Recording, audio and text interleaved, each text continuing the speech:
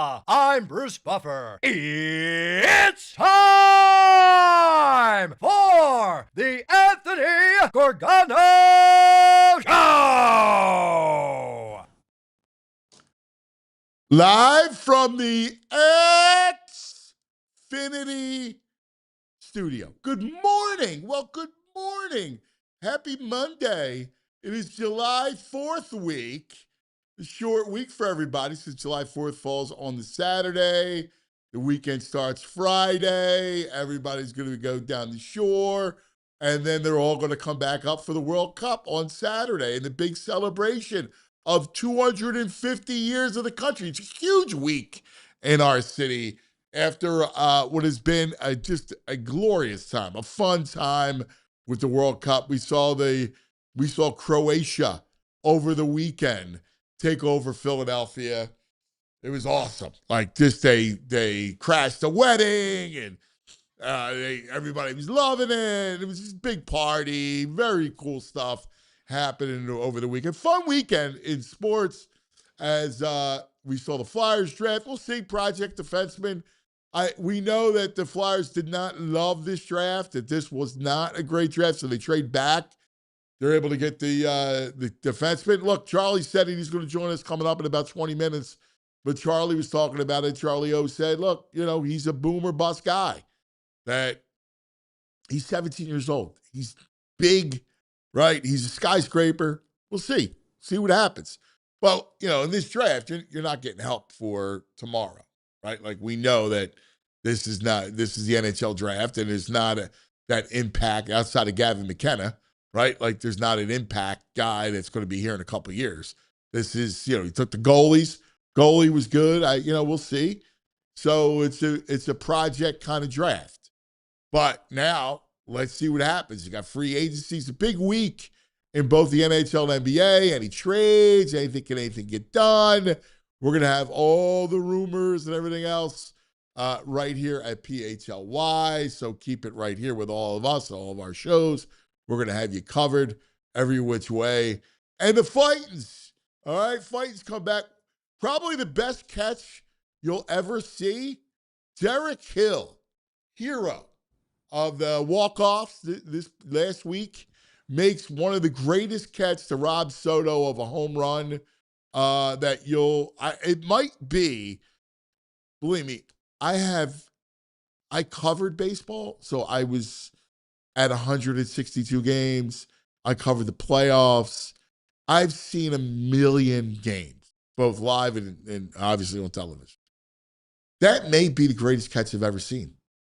Just the way he went after it, like, that could be the greatest catch I've seen a Philly make. That was unbelievable.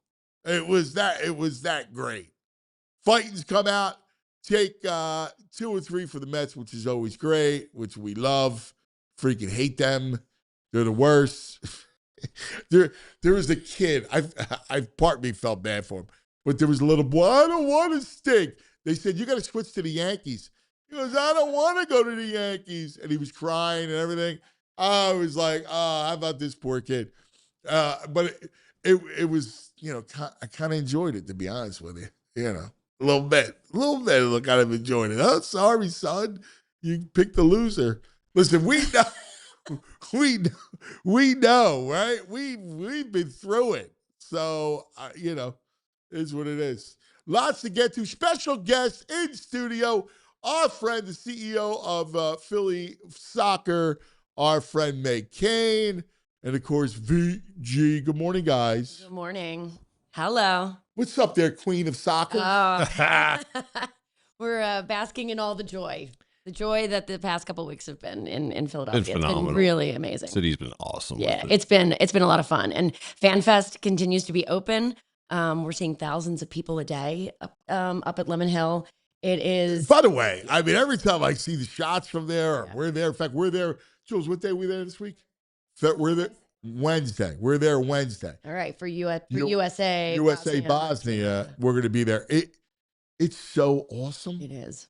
It really is. The video of the crowds watching the game, the USA game, was awesome. Yeah, it's been an incredible sight to really behold. And I mean, even our Ecuadorian fans, like they're back, like they came back and in that Germany match, that was a huge, there was an outpouring on the one side while the other match was happening. It's just been, I feel like the World Cup has just been everything that we could have hoped for and more. And certainly, I mean, congratulations to the team, Lauren Lambrugo, Michael Delbane, Melissa Piccoli, and obviously Dan Hilferty and Michelle Singer for putting it all together. They've done an incredible job. And it's, it's hard to believe that we're in the home stretch of hosting matches, but our Fan Fest is open, which I think is going to be an awesome thing that people are going to be able to keep coming as the games get more intense. Oh, yeah. I mean, we're now knockout round, right? Absolutely. Like, so Canada moved on yesterday. Great match. An amazing match. We're in this is it. Yep. This is it. And there are some really great matchups the next couple days, so. The dichotomy of great match yesterday and our betting thread too, just like these teams stink and need to go back to 32 teams or whatever. There's no points on the board. It was, you've got to, let's feel good for the Canadians. It's the first time they've broken through to the round of 16. That's exciting. Yeah. But I mean, the slate of matches today. Yeah. See Brazil. You got the Blue Samurais early on. But yeah, Brazil, Japan at 1, which is going to be awesome. Yeah. You got Germany, Paraguay. Meaningful for Philadelphia. Obviously, if Germany wins, they come to Philadelphia on Saturday, July 4th. And then you've got Netherlands versus Morocco. I mean, we have a chance for France, Germany. Yes. On Saturday, which would be the epic. I mean, France, Germany. Yeah. I mean, take us back to World War I. Yeah, we've got, there's definitely 1776, the vibes happening. I mean, we had that whole Revolutionary War had the assist from the French. Yes. Right? Yeah. Saw somebody say like the spirit of Lafayette will be. I was like, yes. Okay, we're all going to have to get back to the history books. Yeah. But French bring out a Basilic at the halftime or whatever. Look, I'm also just excited about the Germans. Yeah. The possibility of Germany coming here. I mean, the German fans are great. The Brauhaus is my Brauhaus boys. Oh my God, that would be the dream. No, they will. It would be amazing. They'll shut down South Street. Well, they did. Yeah, they already did last game. Yeah. So but even awesome. It'll be through the other side of Broad Street. Yeah, it'll be awesome. Yeah, we get Brazil, Japan early, which is unbelievable. That's a great match. Germany, Paraguay, and then the Dutch against Morocco, which is another good match. Yeah. 3 really good matches. Yeah. This definitely has even though it's a round of 32. I like it better. I'll be honest with you. I think it's better this way. I mean, it's a lot of fun because you're definitely seeing more soccer. There's obviously more matches, but the matchups have been terrific. And you and I texted about it. I had said this to you before that I think when they looked at the big surprises that came out of it, Africa has pushed 7 nations. You called it. 7 countries. You said Africa's good. Yeah. You called Cape Verde. We saw Devon come in early. Cote d'Ivoire has been really good. And they play tomorrow. They've got Norway. That's also another. That's Holland. They're going to play. Yeah. Holland. The row. Yes. The row. Yes. I'll be honest with you. I kind of like Norway a little bit. Everybody likes Norway. I love Holland. Okay. Because he reminds me of a football player. A giant. Yes. You like giants. Yeah. I do. Well, luckily, we just drafted somebody who's 6'7" for the Flyers if you're going for right. Yes. Right. But, I mean, it's amazing. He's a tight end. Yes. He's the tight end going down, he's an incredible George Kittle. Yeah. He definitely has. That's a great comp. Like Kittle and him, that's really a good comp. Yeah. But it's been all of the best players have shown up. That's what's been kind of incredible about this, right? Even when, Ronaldo was getting dragged for after that first match, he comes back out and he's like, no, I'm still here. I'm still Ronaldo. And of course, that's going to be, that's a match that's Croatia.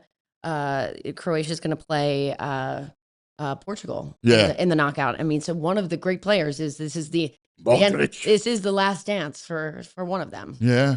Yeah. It's unbelievable. 6 World Cups that Ronaldo's been in. Scored every one of them. That's a run. The Croatia thing's unbelievable. So Friday, you were in the middle of one of the big Croatia parties. Yeah. So it was. So obviously, we have a dear friend of mine who was from Croatia. Marco is he's the biggest teddy bear you ever want to Oh meet. my gosh. Right? He's the great. Yes. He's the best. the best. And he's so passionate. He loves it. You know, he's from this little kind of seaport town called Zadar, Croatia. And they had a big party on Delaware Avenue. Yep. And you know what's nuts is the president of Croatia Former president. is there. Yeah, yes. Right? Yes, she was there. And she's stunning.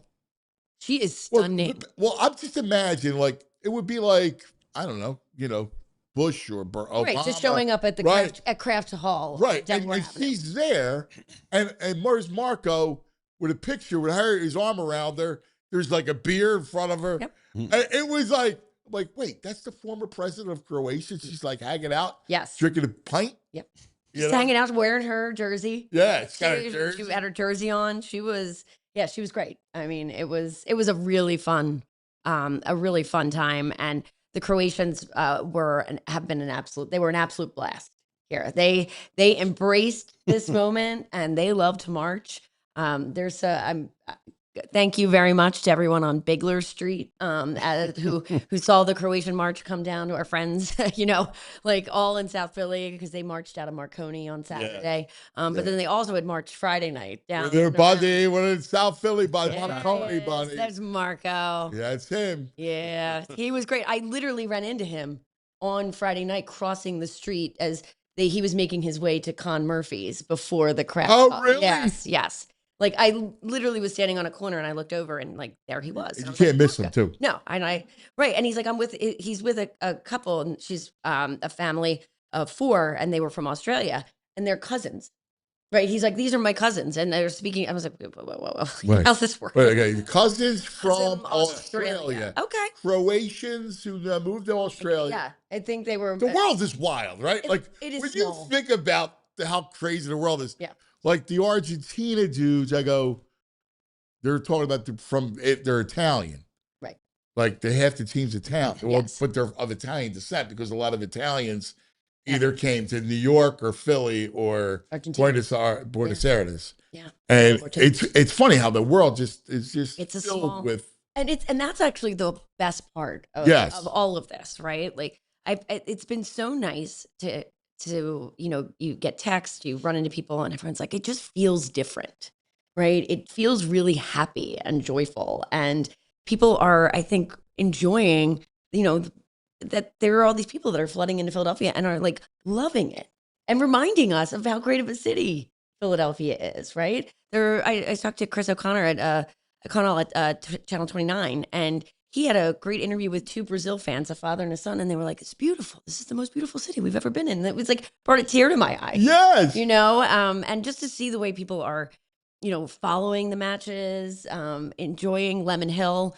I mean, it's just, it's been, like I said, when you imagine, there was a video yesterday of a Croatian fan and a Ghanaian fan swapping their jerseys in the stadium, which was like, that's exactly what you would hope for. You know what's wild? You know what I came with I had an epiphany, and it's like you see whatever country it is, Middle East, South America, you name it, right? Africa, Europe, everybody's loving each other. Mexico, everybody's loving each other. They're all loving each other. And it really goes to show you that the evil out there are the politicians, are the leaders. 1,000%. Right? Like the leaders is what, it's all like the people. Are great. Everybody loves each other. The Iraqis. It's unbelievable. The Iraqis kept the party going during our 2.5-hour history-making rain delay last Monday with the French. But like all through the concourses, drums, dancing. Yeah. Like the Iraqi fans are like top 3 that came to town. They were awesome.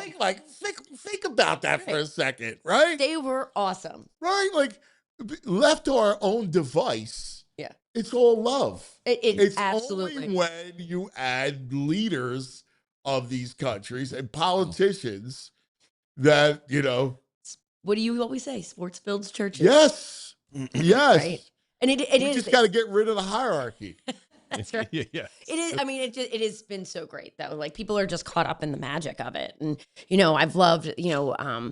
We've got a beautiful email from an executive at Comcast, Brett Perkins, who was talking about his son, who has just like all of his friends went up to Lemon Hill one day and they sort of like adopted the Cote d'Ivoire team, and like they got their jerseys, and then they went back, Les Elephants, and they went back and like watched the second match with them, like right, like then they were posting videos of them like going crazy and cheering, after their goal, like all together, and it's like those are the special like memories that I feel like that's beyond anything else at a moment I think where the world needed some joy, needed to be like reminded that like we can really have a good time together and come together in a way that is really happy and embracing difference as opposed to allowing it to pull us apart. I think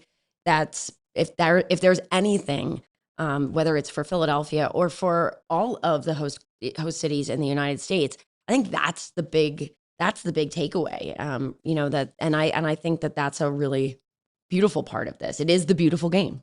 It really is. It's been magical, right? Like, the fascinating thing about soccer is, because goals are so precious, they're such a big deal. Yes. Like when somebody scores, like it's like, wow, oh my God. And there's something to that. Like there's a charm about that whole thing. Yeah. Mm-hmm, absolutely. And there's this tension that leads up to it, and like something hitting the crossbar, it like or a slight miss, or anytime that somebody starts to break away. I mean, that's what I think. If you look at the matches that we've hosted, right, like the beauty of it has been seeing so many different types of teams and the way that they play. The styles are different, right? But like the competitive nature of them is so high. And then you have but then you have France, right? And you see Mbappe and you realize like, oh, he is a different level of player than anyone that you've seen. Well, that's the thing is so interesting, really, right? Like when you see the stars, and the stars are legit, like they're every bit of the comparison of the like NBA or the NFL and the big stars. This has been a stars-led World Cup, 100%. Right? Like you mentioned Mbappe and Messi's had the incredible. What a run. I mean, he's Holland we talked about earlier. Yeah. I mean, like you're seeing Ronaldo coming back, right? And look, this is where Harry Kane, right? Like there's just been every star that could star has done so. And I think, interestingly, as we're going into the USA match on Wednesday, like this is Pulisic's moment, right? If he's going to step into that, Wednesday's the day. And so, what's funny, I actually felt good. I thought he played well coming great. back. Like when he got into the game, which it's funny, for a game that didn't matter, it was awesome. Even though they lost, it was awesome because we were like, oh man, all right. Yeah. He gets on the pitch and he was great. Yeah. Like he was great. Balogun's played amazing too. I mean, he didn't play Friday night, but will play obviously in San Francisco on Wednesday. But I mean, they've really have had, it's so interesting because I think that the way the team has gelled together, like that and again, they do have some stars, but they are really solid at the midfield, and they've got really good defense, right? So like, but I think what's really has pulled this together is I think they've really bought in to Pochettino as the coach and the vision and like what he wants. Like I think he got he got them to gel. He's a great coach, dude. He's a great coach. It was funny. VG, remember the quote I gave you? I read from him about how he thought that American players, they had talent, but they didn't play as a team, and they were a bit soft. Called them soft. Yeah. He called them soft, which was I found so interesting because the one thing we were never as an athlete was soft, but over the years, That's what happens. Like you're elite, but you become a little, you're elite, but you become a little soft. Yeah. And this team is not. No. This team is not soft. And I love the fact that they dictate play. Yes. Right? Like they attack. They don't sit back.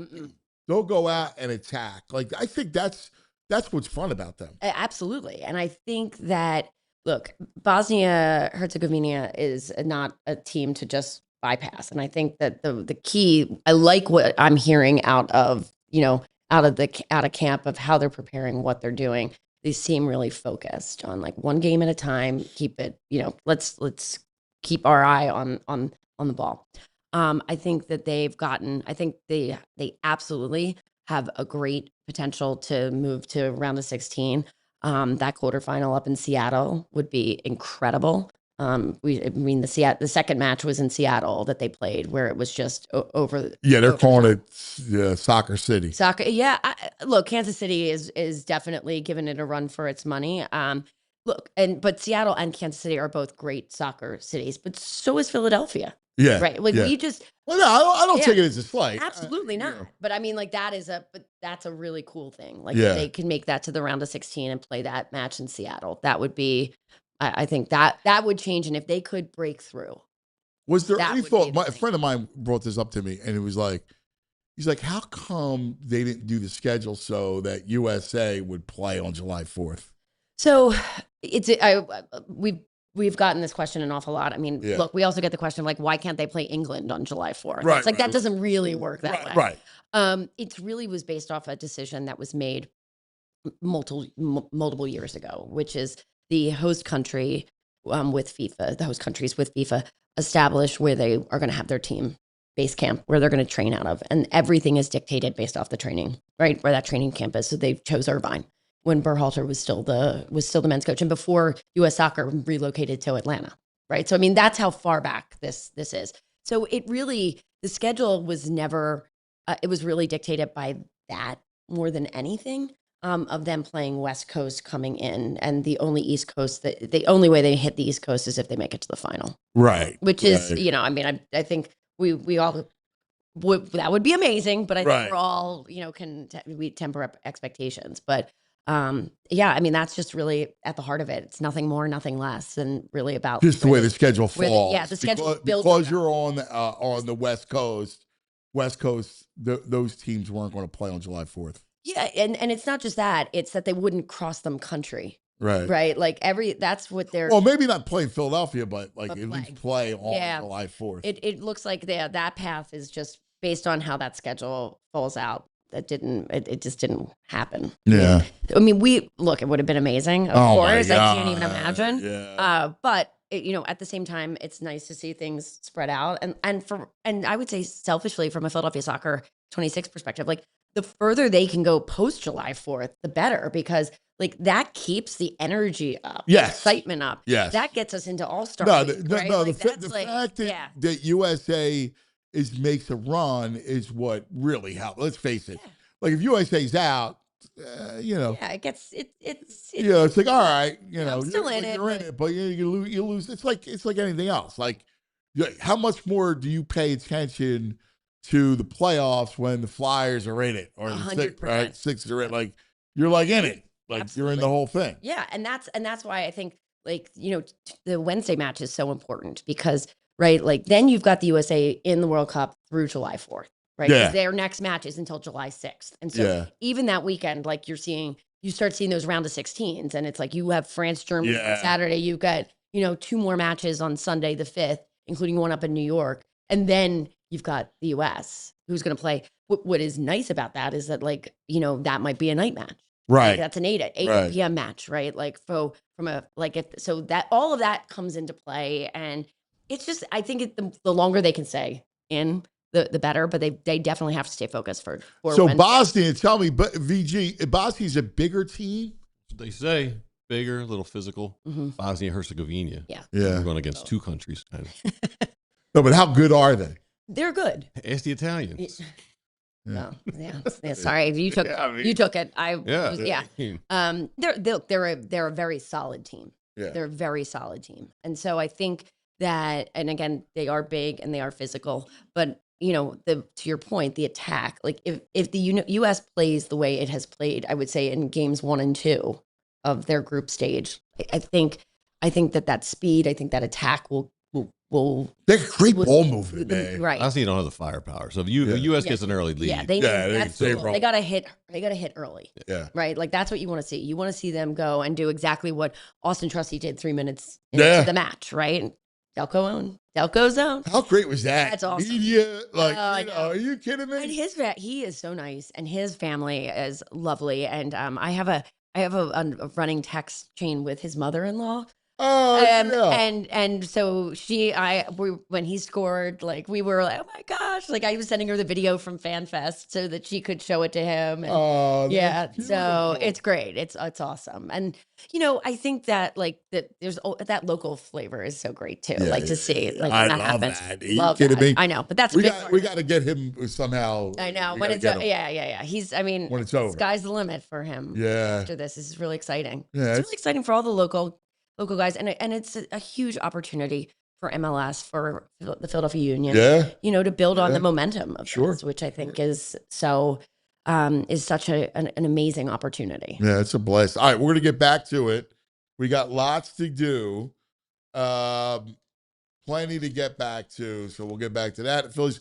Charlie O is going to join us to talk about the Flyers. What do we expect this week now that we have free agency? Any moves? Like what's going on? Zach Werenski, VG, is being bandied about. I hear. All right. You never know. Let's find out. We'll find out about the draft, what Charlie thinks. That's straight ahead. Then we'll talk to Corey and get into some Phillies as a great week. Murph, a little bit later on in the Love Philly Hour. Lots to get to. But first, let's talk about our friends. Let's talk about the Bet Park Sportsbook online casino app. Yeah, big day. 32 teams remain. USA, Mexico, Brazil, Germany, Argentina. Here you go today. Brazil, Japan, 1 o'clock, 4:30. Germany, Paraguay. At 9 o'clock, the Dutch versus Morocco. Join me, get some skin in the game with the Bet Parks Sportsbook online casino app. They got the World Soccer Hub in the app, special odds boosts, special plus team and player props. Right now, new customers get 500 spins on the new slot game. Go, collect them. Plus up to $500 casino bonus back. Bet on your favorite teams and players from around the world. Make your downtime fun time with the Bet Park Sportsbook online casino app. Got to be 21 in PA, New Jersey, Maryland, Michigan. Details, betparks.com. Got to be 21. Gambling problem, call 1-800-GAMBLER. Now let's talk about Xfinity and the 5-year price guarantee. What if you can have reliable and intelligent Wi-Fi? What if you could keep it the same price for 5 years? You can. The Xfinity 5-year price guarantee. Wi-Fi that makes everything in your home work together. Finds and fixes problems before you notice them. Super intelligent Wi-Fi with a 6th sense. Lets you stream the game even when the whole family's online. All your devices working in perfect harmony for 5 whole years. The best part, no annual contracts, no hidden fees. Xfinity's best equipment included. Take it from me, a lot changes in 5 years. Championships are won, records are broken, but your Wi-Fi should stay reliable, and the price should stay put. Lock in your price and unlock the possibilities with Xfinity. Learn more, Xfinity.com. Xfinity, Meg. Imagine that. Select plans only, restrictions apply. Now joining us on the Xfinity mobile call-in line from the All PHLY Flyers show, did a great job as he always does, Charlie O. Charlie O'Connor, hockey whiz, best in the biz. Everyone agrees. It's Charlie. Good morning, Charlie. You're muted, buddy. Okay, here you go. I don't know why that happens sometimes. You just get so excited when you hear the song, you forget to check. I get it. I get it. thought you guys were supposed to unmute me. I thought you guys could do it from your side.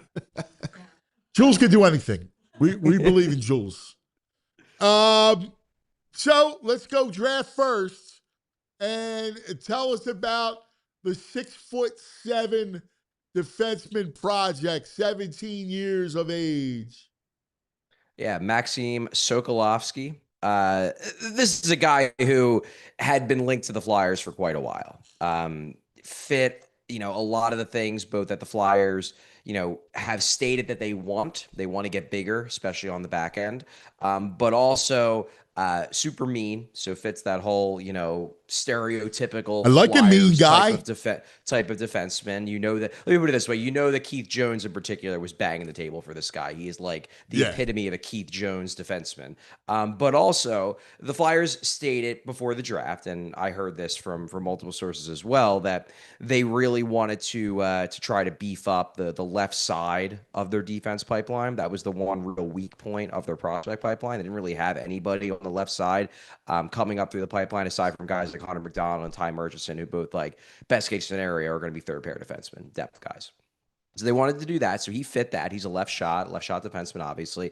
And then there was the London factor. Again, I mentioned Keith Jones was banging the table for this guy almost certainly. Well, the Flyers love drafting from the London Knights of the OHL. That's the junior team that Sokolovskii played for. They love it for two reasons. Number one, because London is a really good program. They pump out a lot of NHL players. They tend to be a very, very strong developmental program. Number two, Keith Jones is best buddies with the Hunters who run the London program. He was teammates with Dale Hunter in Washington. So the Flyers have an in with that organization in a way that they don't necessarily have with other junior organizations. It's very much like they can pick up the phone at any moment and get any information they need. So from the jump, it seemed like Sokolovskii was a guy that, like, the Flyers were likely to be intrigued with, given his strengths as a player and given all the other factors that probably pushed them in his direction.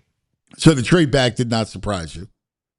Well, my understanding, and this is more or less what I heard, is that there were some guys that they would have taken at 21 over Sokolovskii. Problem is, all those guys were gone. I think they probably like Maddox Dagenet, played for Quebec in the Quebec Major Junior Hockey League. Simone Gagne is his general manager, so they had an in with him too. I think they probably liked him. Wouldn't have shocked me if they also liked Ilya Morozov, who went the pick before them at 20.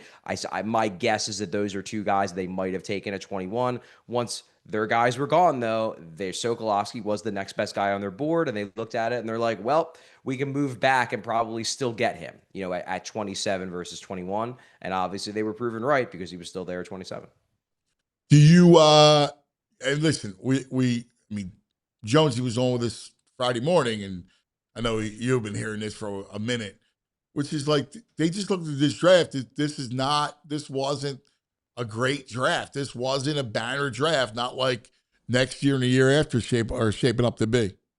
Yeah, we'll see how the drafts in the future go. I can tell you this. I've heard so many times, next year's draft is going to be so much better. And then next year's draft rolls around and it's like, it actually isn't that good because a bunch of guys we thought were going to be real good didn't have great draft years. Like, I remember this time last year, people were talking about how this year was going to be a great draft, and then it dropped off. But this year was not a good draft. I evaluate prospects, certainly not at the level of a scout, but I do a lot of study, a lot of research, and this was a down year, which is why I'm more open to taking a project like Sokolovskii, especially after you trade down and pick up some extra picks, because once you got past, let's say, when I rank my guys, I only saw maybe 18 guys that I gave clear-cut first-round grades to, and there were only maybe like 35, 36, 37 guys who I think have like legitimate top half of the lineup potential. Sokolovskii is one of them. I think if he hits, he could be a big minutes second pair defenseman who brings something that very few defensemen in the league bring. That level of size combined with that level of meanness combined with really good skating.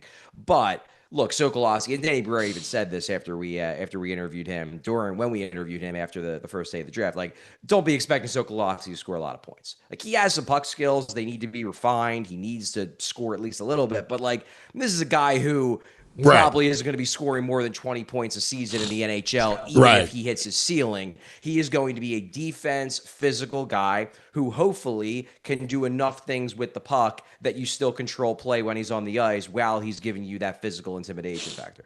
Who's you remind you of a comp? Yeah, well, the comp that gets thrown around all the time with him is Zadorov. Nikita Zadorov, who's another big physical defenseman who's played in the NHL for a long time. Sokolovsky's actually, I think, a little bit bigger than Zadorov. So there's maybe even more physical upside there, but that's what you're hoping for. If Sokolovsky hits, you're realistically hoping for a really good 20-minute a night second pair defenseman who brings a physical intimidation element that most teams want, that most teams lack, at least in that big of a package, while also not being a liability. Because a lot of times I was talking to to one of my friends yesterday about the pick, and I explained, like, look, every team wants big physical defensemen. Yeah. But a lot of times, to get that big physical defenseman in your lineup, you have to throw a guy out there who's kind of a pylon, who can't really move, who you can only give 14, 15 minutes a night because you're afraid he's going to get torched on the rush. The thing with Sokolovsky is he can move. Now, is he like a Cale Makar level skater? No. He's 6'7". Those guys are always going to be a little awkward. But he's a good skater for his size. I would say he's probably like, he projects as probably something like a league average to a slightly above league average NHL skater. And when you're a league average NHL skater and you're 6'7", that functionally means you're a good skater because you have such a reach advantage over basically every other player in the league. So that's the advantage of taking a guy like that. Again, the risk is that if the offense never develops, if the puck skills never improve, then he might just be like a number 7 defenseman who you throw in a game here and there because you want to bring a physical element. Charlie, do you think, like ceiling wise, could he be like a Terrian with an edge? That's an interesting comparison. I didn't really think of that. I mean, I think he is, not to say that Terrian wasn't more than willing to throw a hit. I think Sokolovsky is naturally meaner than Terrian was. Like, he goes on the ice with one purpose, and that's to hurt people. Like, that's what he wants to do. I don't remember Chris Terrian having that degree of an edge, even though he obviously was big and was willing to play physical. But that's not a terrible comparison, at least in terms of like role, because that's what Chris Terrian was. He was probably a second pair defenseman in terms of quality who could play on your first pair if he was paired with Eric Desjardins, who was a legitimate number 1. I do like mean. Big Was and there any doubt they were drafting him? I mean, I know. really was there? What Very Philadelphia pick. Yeah. Big and mean. Right. Check those boxes. I want mean. Yeah. Charlie, if you read around with the people do their draft grades and everything, what you see a lot is they put the Flyers draft overall in like a C plus range. And the knock is that they felt that they drafted more for organizational needs than for actual skill and talent. And do you think that's a fair criticism? I mean, I agree with the grades. I would give it around a C, in that range as well. I just don't think they got players that project necessarily to be like true impact guys. That said, like, the draft wasn't great, so that's certainly part of it. Was that because they drafted organizational need? To a degree. Like Sokolovsky, I think they legitimately liked him. Like, this is not like, oh, we just picked a defenseman. Right. We wanted a defenseman. But they also picked him because they liked the way he could slot into their defense group of the future, as compared to like a Ryan Lynn, who I had a higher grade on than Sokolovsky, Tommy Blyle, who had a higher grade on than Sokolovsky, but they're smallish defensemen. I don't think they wanted to take another smallish defenseman, given the fact they already have Drysdale and York part of their future decor. So to a degree, yes, I agree with that, VG. On the other side, though, I think part of the reason why their draft looks underwhelming is because I just don't think the board fell the way they wanted it to. I mean, Brent Flair after the draft more or less said that like he's never been involved in a draft where all of his layers, he calls them layers of players. Like, another way to put it is like tiers. He's never been in a draft where all of his tiers got blown out as quickly as it did in this draft. So I think some of them drafting for organizational need in this draft came from the fact of like, well, all the guys we really liked are gone. So if all the guys we really liked are gone, we might as well fill organizational needs. You know what I mean? Yeah. What did you think of the goalie? I'm not going to pretend that I'm a goalie expert. Neither of the two guys they took in the late second. One guy suppose he got some, I don't know. I mean, I know it takes forever, but the one guy especially people liked.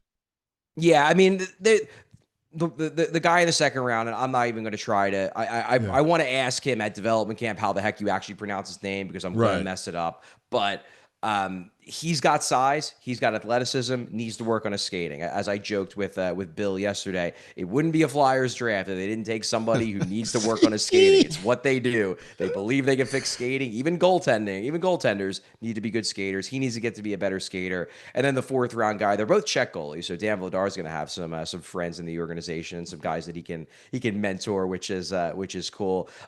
He's just a little smaller, and he needs to really refine his technique. He's a battler. He dives for pucks. He's never going to quit on a play. He's going to make some great desperation saves, but he needs to work on his technique. So I'm not going to pretend that I'm a goalie expert. I hadn't watched either of these guys before they took him, and it doesn't seem like either of them are particularly beloved in like the public scouting sphere. That said, like most of the people in the public scouting sphere don't know goalies that well either. So I'm very much going to take a wait and see approach. What I'll say about the goalie position though is like, look, you draft a lot of goalies because goalies don't pan out all that often. So if you draft 2 goalies, there's a good chance that neither of them are going to pan out, which does maybe lower my grade of the draft class as a whole, because they're just less likely to become NHLers because it's really hard to scout goalies. All right, let's turn our attention to this week. What rumors now? The Werenski possibility is really interesting. So I hear the Flyers have a pretty competitive offer on the table. I'm confident they are actively pursuing Zach Werenski. This is somebody who they like. Really, what it boils down to is, can they get the best offer, but also what's the level of interest from Zach Werenski's camp? Because like when you have these guys who can pick and choose their destinations, like they might give their team a short list. Like for example, Brady Tkachuk gave Ottawa a short list. He gave them like 4 teams, but then by the end of the process, it was like, nah, I want to play with my bro. So only trade me to Florida. Yeah, so just like give me to Florida. Yeah. Yeah. So like if Werenski ultimately is like, I want to go to Dallas, the Flyers are kind of screwed because Werenski can do that. But if Werenski has interest in coming to Philly, the Flyers are absolutely going to make a big push to get him. The question is, what are they willing to put on the table? My understanding is that Columbus wants, like, I'm not saying Columbus won't take a 1st-round pick in the deal. I'm sure there'll be something involved with that. But Columbus wants pieces that are in the NHL right now. They want a package that is mostly centered around like good NHL players right now. Look, I would trade Tyson Forrester for Zach Werenski, absolutely. And I like Tyson Forrester a lot. He's a darn good player. What I can tell you about Forrester, though, is that like I know the Flyers absolutely love him. I don't know if they would be willing to offer Tyson Forrester, but like I think to get Zach Werenski, I absolutely would put him on the table, to be sure. I think I agree. I think, listen, Werenski is, I mean, what would you put him? He's top 5, 6. He's top 5 defense. I mean, he won the Norris last year. I voted him number 1 for the Norris each of the last 2 years. I think he's. You got Cale Makar. I mean, if you think about it. Like, I think he's a cut below Makar and Hughes. Right. But if you put him 3rd, I would not like. I don't know if I would. I would have to like really think about it. But anybody that put him 3rd, I'd be like, yeah, that's a reasonable place for Zach Werenski to be. Sure. I mean, that's my point. Like, if you can get an impact D-man, like imagine what he does for your power play. Like, like imagine if you're getting Zach Werenski, like how much excitement that's going to add that you have a 1D guy that you're bringing in.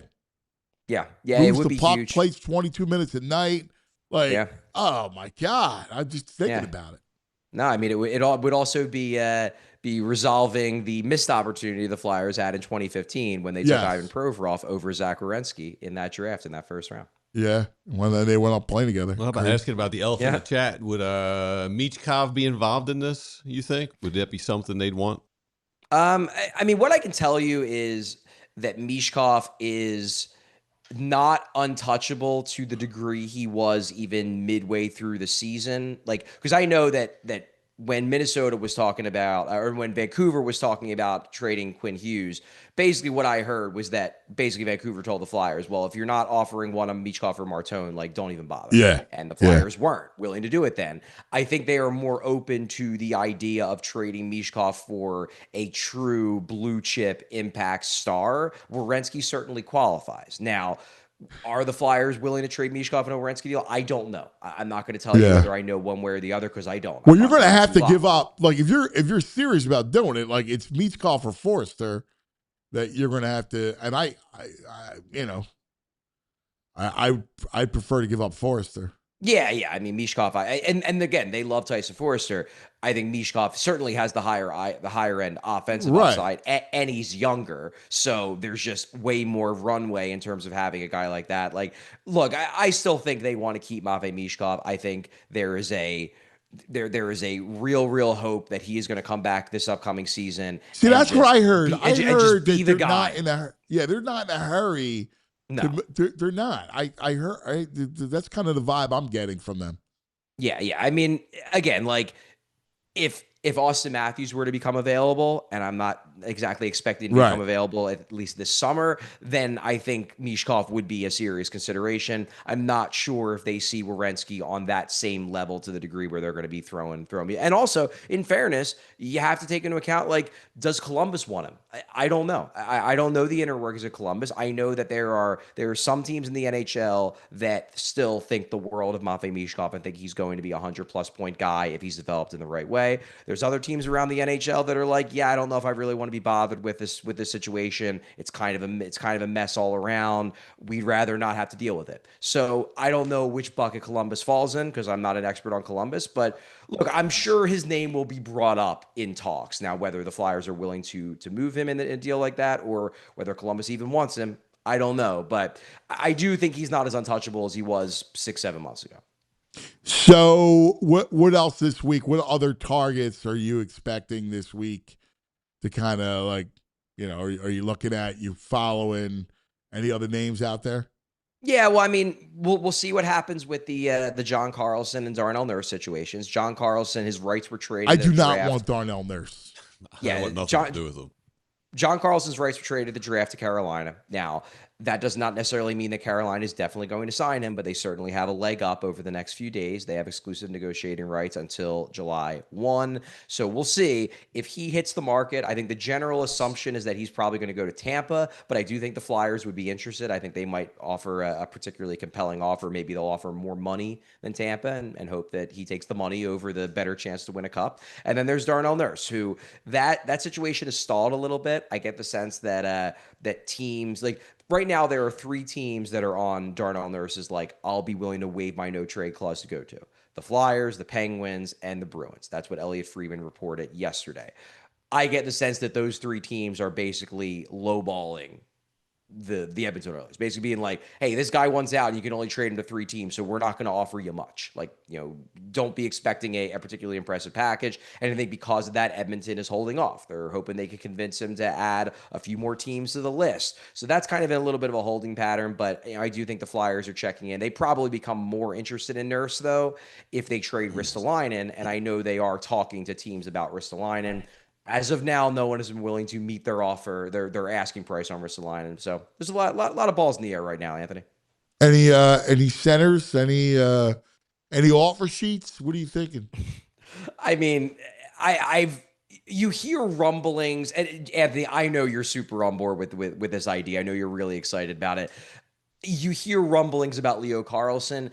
I just don't think that there's any world where Anaheim doesn't match it. I'm sorry. Like, I don't care if you offer him $20 million. I think Anaheim's matching that offer sheet. But hey, he's awesome. So if you want to take the swing at him, sure, why not? Yeah, I would. I want to. I want it. I'm on board. So you know it. You know exactly how I feel. What did you think of the draft overall? It was a great night. Other than Bettman, it was a great night. Bieber coming out for the first pick that was awesome. Can it, right? Yes. It was fantastic. It was a lot of buzz. It was cool, man. I thought they did a great job. Like Buffalo. Bettman, you got to have the heel. He's like the wrestling heel. He comes out, you boo him. Yeah, he's just so not a hockey guy, though. Like, he's still got the New York thick accent and like, yeah. 35 years. Who's next? He's so bad at doing his show. Like, right. As there's no energy. There's nothing likable. No. Just a rat. He's smarmy. Yes. Yeah. Yes. So I like him as a heel. I don't. A heel. I listen, say what you want about Goodell. But Goodell, Well, he also gets that he's playing the role. He knows but he's the also bad guy. like he's got a Goodell's like a presence. heel Ric Flair. He's Yeah. like the greatest. Yeah. Dude, he comes out. He might as well have his robe on. Be like, Yeah, and he's "Woo!" hugging guys, like like that whole thing. That bitch is curmudgeon. with tiny hands. Yeah. Yeah. I mean, I'll tell Yes. you one thing, though. Like, from my perspective, and I'm obviously biased, I mean, I desperately want them to go back to the centralized draft because I love, covering the draft in person, all the media, all the players, all the scouts. All Yeah, the GMs. congregation. Yeah. Yeah, that was one of my favorite events of the year as a media person, and it's a bummer that they don't do that anymore. The last Are few they going to years go there's back been, to like, it? What do you think? well, I'm skeptical they will because the team saves so much money on not having to send everybody. There were some rumblings yesterday that like, oh, maybe they're going to go back to it. Maybe they're going to go back to it. Look, I would love it if they went back to it, but I'm not holding my breath. I guess I'll put it that way. Yeah. Yeah, it was a great show, though. I mean, It was a really good show. McKenna, Yeah. I love him, man. Yeah. Penn State. Well, guy Penn Stater. going for one? They had Schaefer all over the broadcast. That kid's a natural. That's a natural TV guy. Natural. He is, man. It was great, man. It was a lot of fun. You know what's cool too is just how college hockey has just blown up. Like that's a great thing. Yeah, and it's only going to get bigger now that they got the NIL money. Now that junior players can keep their college eligibility, so they can jump to college whenever they want. I think college, like for most of my time as a hockey fan and as someone covering the NHL, Canadian Junior League, so the OHL, the WHL, the Quebec Major Junior League, that was the main place where prospects developed.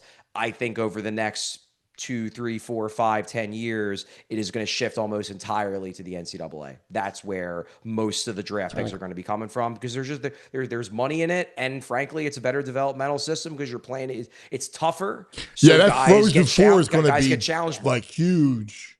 It's definitely If you're going to buy stock, that's the one to buy it in. yeah. Yeah. In fact, I was just over the weekend talking to Keith and his brother Kevin. Both played hockey, and that was like they were talking about the NCAAs and like because I think I shared with you Kevin played at Hamilton, and we were talking about like the difference between like a D3, but like just how different and how much it's grown. Because like Keith played club at Penn State before it went D1 in hockey, right? So like this like on all the different players and skill levels and where they met and how there's so much crossover of like teams and things like that. Yeah. It's really interesting. But that the Frozen Four and that NCAA is beyond leaps and bounds. Yeah, it's going to be incredible. It's going to be awesome. Hey, last thing, Cal, the Leafs pick. How do you feel about that pick? You're talking about the one for next year, not the Yeah. one they made this year. Yeah, I mean, we'll see. The Flyers are still hoping that the NHL will provide clarity on, their basically the Flyers' opinion is that it should be their pick, that next year's Leafs pick should be their pick. The NHL to this point has said, no, Toronto can still choose who they want to give it to. And the Flyers' view is that that's ridiculous because what Toronto is going to do is Toronto is going to, at some point during the course of the year, is going to basically go to both the Flyers and the Bruins and be like, you got to pay us something for us to pick you. And the Flyers think that's ridiculous, that this is the NHL's mistake. They should not have allowed Toronto to basically trade the same pick twice. Because for those who don't know, because we're talking about something that some of your listeners might not know, basically Toronto traded 2 first-round picks. And at this point, they have the ability to choose whether the Flyers get their 2027 first-round pick or the Bruins get their 2027 first-round pick. And then the team that doesn't get the 2027 first would get a 2028 first instead. So far, the Flyers have been told by the NHL that, the Leafs can still choose, but Flyers are hoping that eventually, because the Flyers trade did happen before the Boston trade, Flyers believe they should get priority. So we'll see how that plays out. It's so crazy. It's going to be a high That's a pick, probably. really Like that's a Bettman thing. that. Come on, bro. How do we have the ambiguous? Yeah. What was the Like the mediator? ambiguous. And What's it? Larry Bertozzi? Was he the Yeah, White yeah, Sox mediator? yeah. Get that guy back out of retirement. The ambiguity of it is absurd. Well, the fact is it's the NHL's mistake. Right. Right. So like typically when they make the mistake, they don't go like, oh, well, that benefits. Yeah. Right. We'll give Toronto the control. That's like, you got to go in and fix it. Yeah. You're the league. Yeah. Who did it first? Right. That's your answer. It's easy. Crazy. Hey, Charlie, real quick before you get out of here, the second round pick, Brek Liske. He's wearing a Flyers jersey. remote already. His dad's a fan. He got 30 Flyers jerseys in the house. From reading about it, it seems a lot of people say he's got good, average skills all across the board, not great in any one skill. What do you see when you look at him? Yeah, I like the Brek Liske pick a lot. I actually, from a value standpoint, I actually probably like it a little bit better even than the Sokolovskii pick. Yeah, he's one of those like good at everything, not great at any one thing type of defenseman. But what I like about him as a potential upside play is that he, playing for his junior team in Everett this year, he was kind of a little bit further down the lineup than top prospects usually are. He was kind of their second pair guy most of the year. So you look at his numbers and you're like, he's got 20-something points in 60 games. It's not that great. But at even strength, he scored well. He just didn't get much power play time. Well, in the playoffs for Everett, their number 2 defenseman got hurt. He jumped up the lineup to be the number 2 aside Landon Dupont, who's like very likely going to be the first overall pick next year. And suddenly Liske became a point per game defenseman.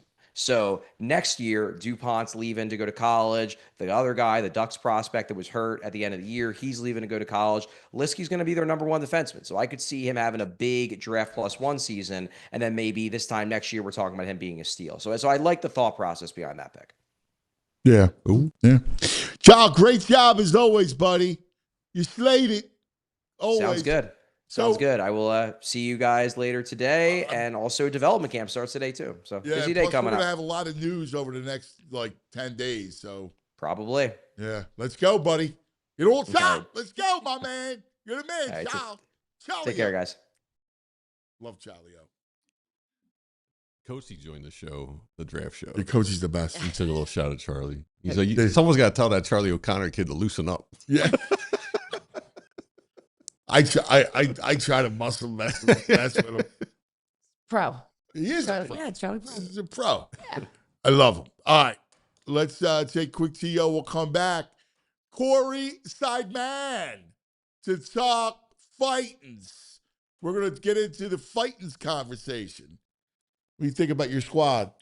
Well, if you had told me in April that we would be, what, 4? Are we 4 out right now? 1, 2, 3. 3 games yes, out. Yeah, 3. I probably wouldn't have believed you. But it's there's a lot to break down about the Phillies team. It's been fun. It's been awesome. I like 20 games over 500 with It's batting. ridiculous. It is unbelievable, It right? really is. I think they would have turned the corner with Topper, but I don't not know if like this. I'm not sure. I think that if anything, this team sometimes, they can be. There's like a complacency that you see sometimes, Yeah, and it's like I agree. Then you shake them. Yeah, and it's yeah. like, oh, okay, we're back. Yeah. Oh, we're back. Well, the March thing is crazy. Like he just every night just delivers. Actually, the best part about the Derek Hill catch is him talking. I love the interview where he was talking about Marsh, coach, yelling at him about where he needed to go to make the catch, and giving him almost the coaching instructions in making that catch, which was phenomenal. That might be the greatest great catch I've ever It's a seen. great With the force that he hits the wall, you see his arm and the glove bends. You think the ball's got to fly out of the glove with that kind of momentum. Yeah. And then he lands. I think he was almost shocked. As soon as he came down, he was like, "Oh no, Yeah, I got it." Have you ever seen Wheeler smile like that? No. On the mound ever? Never. Talk about somebody who is just in a very pursed lips. Yes. Okay, that should happen. Even he was like, "Woo." Yeah, Okay. yeah. Yeah, That was awesome. It was awesome. Actually, the best part about the weekend, though, if we're talking about the things that made me laugh about this Mets Phillies series, when the Mets fired their manager, have you seen the social media clip of Mr. Met behind? I got that loaded as a lot. Oh my God, so good. I mean, It's clueless what's going on. Clueless. And No it's idea. just so funny because now it's the Sophie Cunningham point meme too, which is also amazing. That's only the number 1 meme of the summer, but Mr. Met dancing behind you start doing the hand thing, and then you start seeing people drop it in old news clips of the Kennedy assassination, and famous terrible news that's being reported, and Mr. Met dancing in the background. Fact. It's Have it handy, read Jules. the room, dude. I was like, Jesus. And it's a good time just to bring it up. It just Derek Hill's got to chill out, though. We don't need Dombo thinking he solved the outfield issue with the right-handed bat. He's got to chill. He's a good bench guy. Listen, don't go get Taylor Ward. I mean, that's fine. You'll get Taylor Ward. That's it. And then my My fix is for the bullpen is I was gonna Gage say, Wood. I was like, is Gage? Yeah. I mean, the bullpen is. Yeah. Grim. I mean, I know we spend so much time talking about that right hand. No, yeah, I'm Gage The Wood. bullpen is like You're not like getting a better. frightening. You're not getting Chapman, who pitched last night in the Yankees, Red Sox. You're not getting Chapman. You don't have enough. You got to have somebody there's no book on him, and he throws gas. Yeah. So, like, to me, I'm doing, if they're smart, that their idea is to work Gage Wood for the playoffs to be the setup guy. Yeah. Here you That go. makes- This is all somber as they discuss the firing of the Out manager. here, if there was, they fix it. There's a lot of layers to this, but what I will say is it's become clear that the Mets simply changed too much this offseason. There's every reason in the world to say that last year's team collapsed. We're going to make some changes, but when you turn over the entire roster, the entire coaching staff, you put the answer for That how is the the team greatest. got here. Is that really not good. the greatest? And I just feel for the reporter because like he knows something's happening. I think behind he's it. got a monitor. Does he have the probably. monitor? And Oh, he's you trying know it's to happened, but what Right. are you going to do? You got to completely shut that out. I mean, but like, and he's talking about the manager getting fired. I know. Which is just And there's one happy guy right here behind us, Mr. Matt. yeah. Mr. Matt's delighted Beat the by this Met. firing. Like think about the Fanatic. Like if I had done like, can you imagine the Fanatic doing that? Like, Oh my right? God. Like the day they let Topper go. Yeah. Absolutely not. Doing the thing that Yeah, the coming thing. out. Yeah. Right. Classic. Like, All right, let's take a quick TO. We'll come back. Corey will join us to talk some Phils. This summer, declare your independence from hot, miserable sleep with Ashley Stars and Stripes mattress sale. Stay cool all night with cooling mattresses starting at just $6.99. Plus, for a limited time, save up to $1,000 on select mattresses and pay 0% interest for 60 months. That's 5 full years interest-free on better sleep. So stop sweating through summer nights and sleep cooler, longer, and more comfortably. Freedom from hot sleep starts today at Ashley Stars and Stripes mattress sale. Shop for more deals in-store or at ashley.com. Elkin Chevrolet, run by 3 brothers, real brothers, local guys, great guys. And right now, they're lining up deals that are very hard to beat. They got a huge inventory of Chevy trucks and SUVs, everything people actually want to drive. Equinoxes, Trailblazers, Tahoe Suburban, Silverados. And the prices, well, they're going to move fast. If you've been thinking about it, now's the time. Whether it's getting to a game, getting to work, or just getting out of town for a bit to maybe watch the Sixers or Flyers play, you'll drive off in the perfect ride at the perfect price. And here's the thing. This isn't just a one-and-done kind of place. These are the guys you go back to again and again because they treat you right. No runaround, no games, no haggling, no hassles, just real people, real deals. Elkin Chevrolet, real brothers, real deals, and a whole lot of honking good service going on. Super easy to get to. Route 73 South in Marlton. Elkin Chevrolet. Mattress sale. Stay cool all night with cooling mattresses starting at just $6.99. Plus, for a limited time, save up to $1,000 on select mattresses and pay 0% interest for 60 months. That's 5 full years interest-free on better sleep. So stop sweating through summer nights and sleep cooler, longer, and more comfortably. Freedom from hot sleep starts today at Ashley Stars and Stripes mattress sale. Shop for more deals in-store or at ashley.com. He's the man. This for the fans. Holy Simon. Holy Simon. Holy Simon. That's right. Corey Sideman. What do you say, my good brother? Cuz, how are you? Can you believe that it's July this week? Where is the time going? I don't know. It's crazy. He's giddy. He just wishes this flies by. So you're talking to the wrong guy. This guy's like, it's only July. It's not August yet. Well, he's not lying. I kind of like it. I'll be honest. you just want to get to football season. Correct. Yes. Yeah, well, because it's the best time.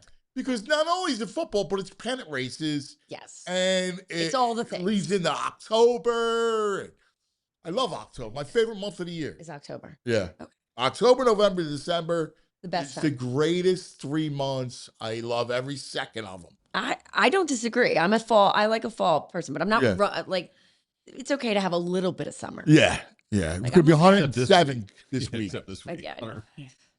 Well, if you're only going to have one team playing in the summer, it's good that they're playing as well as the Phillies are right now, because this has been like a complete inversion of what we saw in April. The way they're playing, the way the Braves are playing, and all the ground they've been able to make up. It's kind of astonishing they've been able to do this. 3 games, Core. Like, what? Like, where? I thought that's where you're headed when you said, where'd the time go? Where'd the time go that there's 3 games now? Look at that. Look, that's insane. Insane. It seemed early on like if the Phillies were going to catch the Braves, it would take all season. They have a legitimate chance to be in first place or have a share of first place by the All-Star break. All they need is like another solid week and a half, because the Braves are reeling. The Braves have lost 11 of their last 13. I think they're 4-13 over the last 3 weeks. And they have injuries. They have guys who are slumping, like Drake Baldwin came back from the IL. I don't think he has a hit since his first at bat back. And meanwhile, the Phils are just clicking on all cylinders. Starting pitching, offense, the bullpen's been able to do just enough. And they continue to pull out these one-run games, which sometimes that's an unsustainable sign, but sometimes it's the sign of a really good team. Yeah. Yeah, the Braves have gotten smashed on the West Coast. Completely smashed. I mean, look at them. They're just Acuna kills them. When he's hurt, they're dead. Like he's the engine. When he can't play, you see them die. Yeah, and like early on, Drake Baldwin was an MVP candidate. Then he got hurt. He's come back and he's done nothing. Austin Riley's done nothing pretty much all season. Matt Olson has been okay from like a hits perspective lately, but he's not hitting That's homers. the VG's guy. Yeah. And then like starting pitching wise, they keep losing guys. They also just lost their setup man, Robert Suarez, who's a huge piece of that team, the Braves. And like the Phillies this week, they have the Pirates coming up, then the Royals, facing some good pitching in the Pirates, but they also swept this Pirates team last month, and they hit around all 3 pitchers they're going to see in the first 3 games. So I wouldn't, it's not off the table that the Phils are tied with the Braves by the time the All-Star break comes. Wow. That would be an incredible turn from how, I mean, it was really a tough April. I mean, I didn't see this coming. And to your point, Corey, when you talk about the way that they've bounced back, like the resiliency of the team, like, right, is it their superpower, or is it the thing that ultimately breaks them? It's been interesting to watch. I had texted in the McClune Anthony trio texted that they were giving me 93 vibes, like with that, everything that was happening in DC. Like, that's what I always remembered about that 93 team. Like, there were always these crazy comebacks. And Tomas Perez. Yes, right? Like, you would think about that, like Kim Batiste with like a walk-off. Like, Kim Batiste. right. Like just all of a sudden, like there was like a little bit of magic to it, right? Like, and it was ultimately their undoing, like with you're right. But it is interesting. Like, that was the team that it made me think of. It didn't make, when people said, "Oh, 22," that's not what it took me back to. It took me back to that like 93 team, because it feels so unlikely the way that they're winning in so many different ways. And the dude walks it off. Yeah. And that might be a benefit of keeping a team together as long as the Phillies have. Like, there's been a lot of talk about how this core has been intact longer than pretty much any core in the history of baseball that has not won a World Series. But it also puts them in position to be able to bounce back from situations like April, because they've experienced the highs and the lows. I mean, I struggle to ever call a Phillies team or any baseball team a team of destiny, because if ever there seemed to be a team of destiny, it was the 2023 Phillies, the way they started that postseason by just dominating every opponent they faced. And then it just fizzled out about a week and a half too early when they lost to the D-backs. But this team, it's coming back late in games, and that was a staple of 2022, 2023, when the Phillies were at their high point. And it's been like a team-wide offensive effort too. You know, you think back to last week when the Phillies were beating up on the Nationals, they scored all those runs against the Nationals without Schwarber and Harper doing pretty much anything until the 9th inning of Game 4 of that series. You had Brandon Marsh, Bryson Stott, Alec Bohm, Derek Hill, just 1 through 26. You're seeing contributions. Now, the Nats bullpen is the worst bullpen in the history of baseball. So, like, you got to take a little grain of salt. But I'm with you. Like, the fact is that they got contributors everywhere. And, you know, look, they go to New York and you win a tight game, close game, Friday night after the Mets fired their manager. It's always the other team that team wins. You're able to beat them. You know, Saturday was Saturday, and then you come back and you don't lose the series. So that was good. And again, it highlighted the importance of Joan Duran. You know, you win 2 one-run games in there. He locks both of them down. Very few of his outings have even involved stress. You know, 21 saves on the year. We're not even at the break yet. And I mean, most of those saves have been one-run games. If a few of them went the other way, the Phillies would still kind of be buried in the NL East the way they were. Yes. I do think that they need to add to the bullpen because like it was a tightrope that Orion Kirkering walked yesterday to get out of that inning after walking the bases loaded. And I don't know how many times you're going to be able to wiggle your way out of traffic. I do think the Phils need more in the 7th and 8th innings, and that's probably going to be a priority ahead of the deadline. I heard you guys talking a little bit earlier about potentially like shifting Gage Wood into a bullpen piece come October. That's really interesting and good idea. I mean, you see that with young pitchers a lot, that's how they're broken into the majors. Dude, that's my whole thing. Like, you're not getting Chapman. So let's be real about what you're going to get. All right, you're not getting Chapman. There's not a lot of great great bridges to Duran. So you need somebody that's got a ridiculous arm, and you need somebody that they don't have a book on, right? Like the beauty of Gage Wood is, come October when you're going to unleash him, they're not going to have a book on him, and he throws fire. And like to me, that's your recipe. I would do if they had half a brain. That's their plan. And it could also he could also provide value if he comes in and is like a 2-inning reliever. You know, he doesn't necessarily need to be like an 8th inning guy. If say you're in October and it's game 4 of a series and Aaron Nola has to start, and you have the option of bringing in Gage Wood in the 4th and 5th innings to kind of like bridge the gap to the back end, there's some that could help the Phillies as well. So I totally agree. And the way that he's kind of moved this season, he's already at Double-A. Gage Wood, he might be they might promote him to Triple-A at some point if he continues to pitch well at Double-A. It seems like a good idea for the Phils. Although I still think that they need to add to the bullpen, even if it's not Aroldis Chapman. Like, you know, look at the Diamondbacks, for example, their closer, Paul Sewald. I think pitchers in that tier, that caliber of reliever, a guy who's not going to like blow you away, but has experience and he's gotten the job done in the 8th and 9th innings before. You just need to add a little bit to this because they will get Brad Keller back, but the Jose Alvarado component has been kind of shaky, and you just don't want to let. I just don't know what they have to give up. Like, that's the problem. And let me ask, what do you guys think about, because we've been saying Taylor Ward. Well, if we shop in that aisle in Baltimore, they got Rico Garcia's on a 1-year contract for $900,000. He's having a great season right now. Like, could you see them making 2 moves in 1 deal with the Orioles? Yeah, there's always that possibility. I mean, I feel like that's been a discussion for the Phillies for a few years now. Like, can you fill 2 needs with 1 trade? And you rarely do see that. Like, you rarely see it work out that way. But the Orioles don't seem like they're going to win the AL East. They do have some relievers because Ryan Helsley, their closer, just came back. So they have like Yenier Cano, for example, who's been a setup man for them, throws hard. They have Rico Garcia. And maybe if you pick up like a Taylor Ward who's a rental and a lesser reliever, it doesn't cost you a ton. Like, I don't think that's costing you a top 5 prospect or like a top 7 prospect. You might be able to get that done for a couple intriguing lottery tickets at the lower levels of your minor league system. And that seems to be what the Phillies are willing to part with this summer because they don't have a ton to trade, as we've talked about. I also wonder, you know, and this is contingent upon him actually having trade value, but the way they use Justin Crawford and the glut of left-handed hitting outfielders they have make me wonder if he's going to be moved at the deadline, because that could be a way that you bring in, you know, a viable piece. And they're not using Justin Crawford every day. You know, they clearly see him as a platoon player at this point. I'm not saying it's going to happen, but when you have so few top prospects to trade, that might be a piece of ammunition you could use. Yeah, I mean, listen, I'd certainly be open to it. I don't know what you got. I don't know what he gets. The problem with Crawford and the problem with all their prospects is, you know, there's nothing redeeming about the little light hitting left outfielder. Like, that's the problem.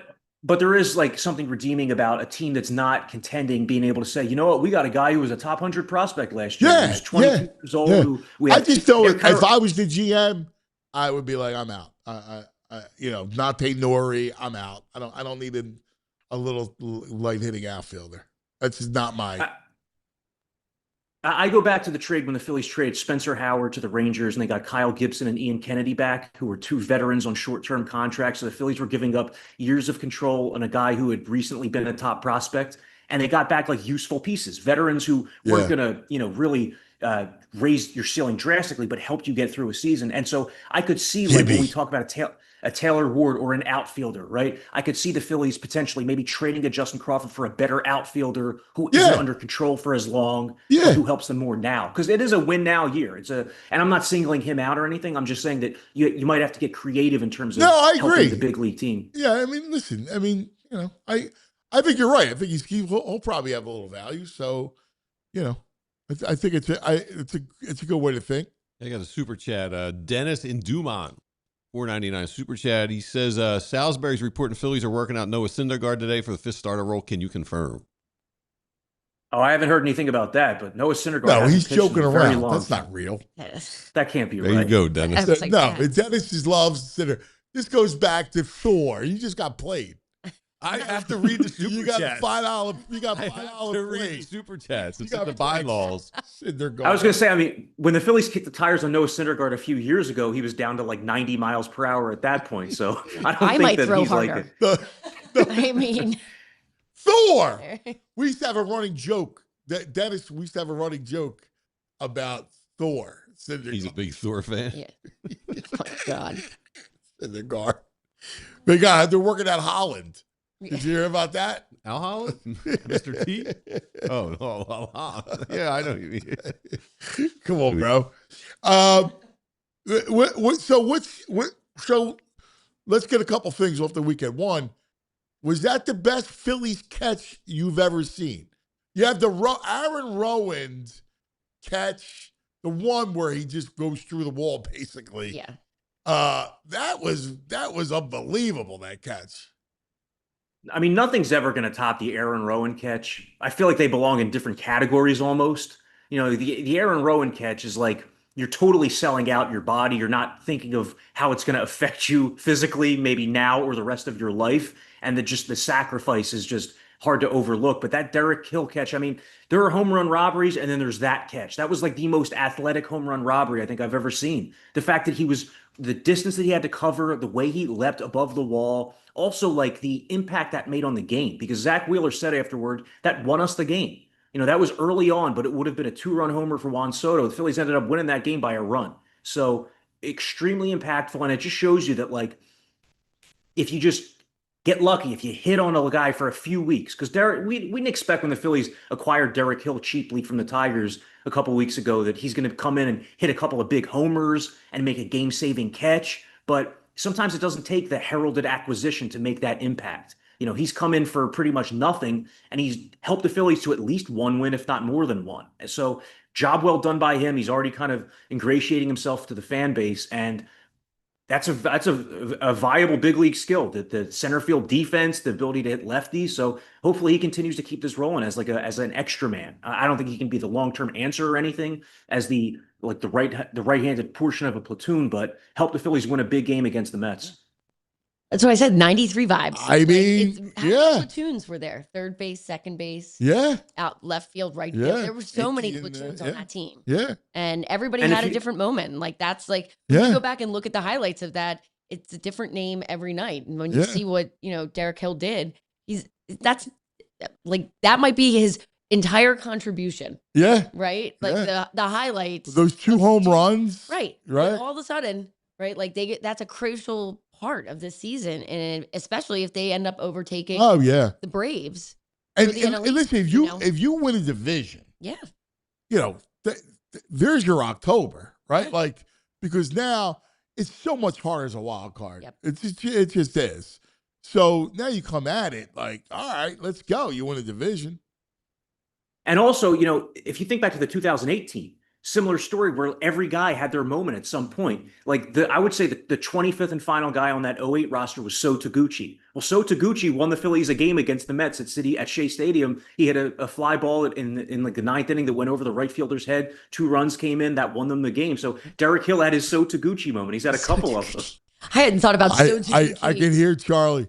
Hey, Taguchi. Taguchi got a big hit. Taguchi. I can But you need that though. Yeah. You need everybody to do their thing. I mean, that's why there have been a couple of years during this run where I thought the Phillies had what it took to win it all. Because like you think back to like 2024, that great first half they had. Everybody they called up was David Dahl. They called up David Dahl. Oh. And he goes, David Dahl, yes. you know, and he hits homers in London. But yeah, this is really encouraging. The fact that like Schwarber missed the beginning portion of the week last week, the fact that Harper was going through a bit of a slump during June, broke out of it, and the Phillies were winning during it and have won since. I also thought Brandon Marsh, when last week begun, I thought Brandon Marsh was beginning to enter a tailspin because he had been 9 for his previous 49 with 19 Ks. And I'm thinking, okay, this is like the normalization. And then Marsh had his best week of the year, a triple, several homers. So, I mean, he continues to surge toward the All-Star game and looks like a legit All-Star starter, and if not, a reserve. So, He's been great. what do you He's been make? really great. He really, I mean, he's unbelievable. I mean, He's been the steady, Oh. like in that lineup. Like, I mean, the way that he's been hitting, he has been like that. That if he didn't have the season that he's having, I don't know that they survived that beginning part. Yeah, it's a great point. I mean, like, really, where would they be without Brandon Marsh? You know, because There's a question nobody ever asked, right? So true, so true. And when we were coming I into don't the even season, love that we have to ask that question. but coming into the season, I think we all agreed that like in order for the Phillies to reach their potential, they need at least one of those Bohm, Marsh, Stott guys to have a career year. And at some points it felt like just kind of crossing your fingers and hoping for the best. But this has been a career year far exceeding anything I thought Marsh could do personally. yeah. Now you look at the schedule and you look and you go, all right, I got Pirates 4, right? We get the Pirates for 4, and they're good. Listen, Pirates, O'Hearn hit a couple home runs yesterday. Like, they got pop, but Brett Lau gives you pop from the left side. Center fielder's having a good year. Was there Brian Reynolds. Reynolds. Reynolds, Had a yeah. good year. I mean, the Phillies have been in on Brian Reynolds for 10 years. Mhm. The kid is playing better at short. He was hitting leadoff. He hit him leadoff over the weekend. So, like, they're good. But, and Ashcraft could pitch. But listen, this is another and then you have another weird off Friday, which is weird. And then you play Saturday, Sunday, Monday in Kansas City before you go to Cincinnati. So, I mean, the Royals stink. So, yeah, I mean, you got again, you could be looking good this week. Well, the Royals, Bobby Witt Jr. is dealing with an MCL sprain, so he might not be running at all when the Phillies get to Kansas City. That's a big component of his game and that team's game. You know, they are trying to keep him on the field as opposed to IL him. So that could be a big boost to the Phillies' chances of winning that series in Kansas City. But first up, this series against the Pirates, Phillies swept the Pirates last month. They hit all 3 of Ashcraft, Chandler, and Skeens, who they're going to see in the first 3 games. And actually, if you go back to that game against Skeens, when the Phillies scored 5 runs, that started a bit of a slump for Skeens. I mean, he's 0-5 with a 4.5 ERA since that start against the Phillies. Smacked him around. He's kind of come back to earth. I do wonder if the Phils have enough with Nola tonight against the Pirates because, like you did mention, Lau, Reynolds, O'Hearn, No, guys who can book it. O'Hearn goes yard and Lau goes yard. Yeah, and you know, I mean, Lau is like 20 plus homers, so he's a real big time power threat as well. O'Neal Cruz is out for the Pirates until the All-Star break, so that's a big loss for them. But you know, the bulk of their power and production comes from the left side. I think that Sanchez will be able to pitch well against them. Zach Wheeler. I just wonder about the first and fourth games with Nola and Ron Hell. But then, yeah, you look at the upcoming schedule. The Phillies have that long road trip leading into the All-Star break. They have Kansas City, Cincinnati, Detroit. It's weird. The Phillies have 2 like gargantuan road trips the rest of the season, that one and another. But beyond that, they're pretty much just on the road for a few days at a time the rest of the season, which bodes well.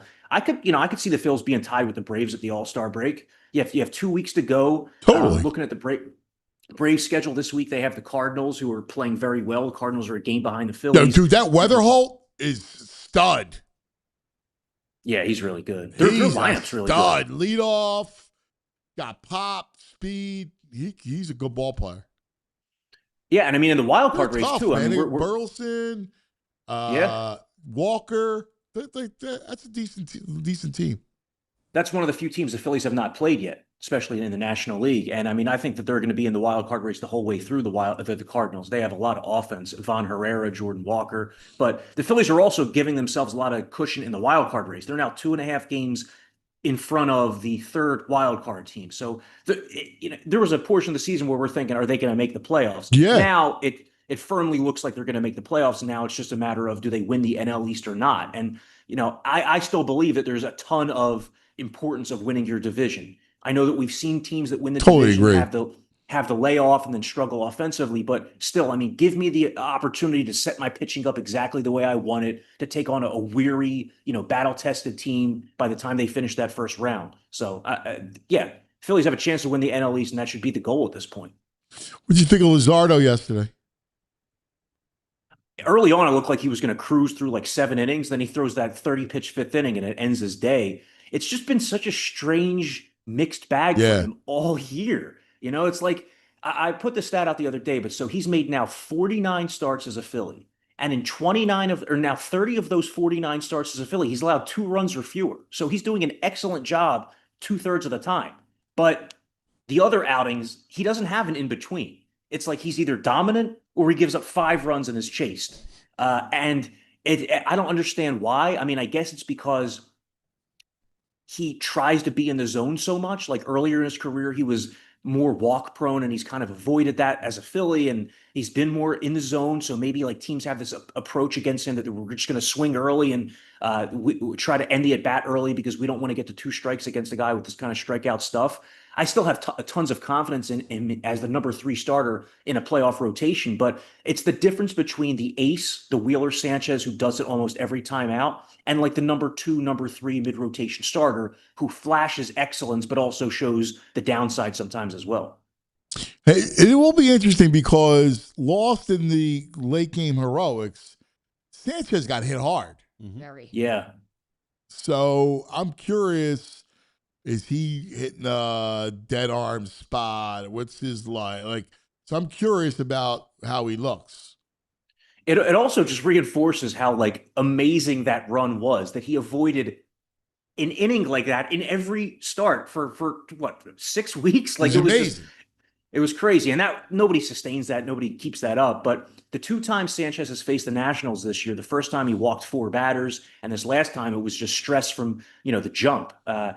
I still, think that he's going to be able to get through this, get to the All-Star break and rebound. And, his next start coming up here against the Pirates, fully expect Christopher Sanchez to go out and give you 6 or 7 innings of, 1 or 2 run ball. It's just kind of surprising anytime you see either of those guys, Wheeler or Sanchez, give up hard contact to anybody, because they're usually in such control. I almost just feel like, though, that for a guy like Sanchez, it was inevitable that he was going to have an outing like that at some point. I think it was only the second time in the last 3 years that he's allowed more than 3 runs. Like, that just shows you the level of dominance. That's unbelievable. That's incredibly dominant. Yeah, that's an unbelievable stat. Yeah.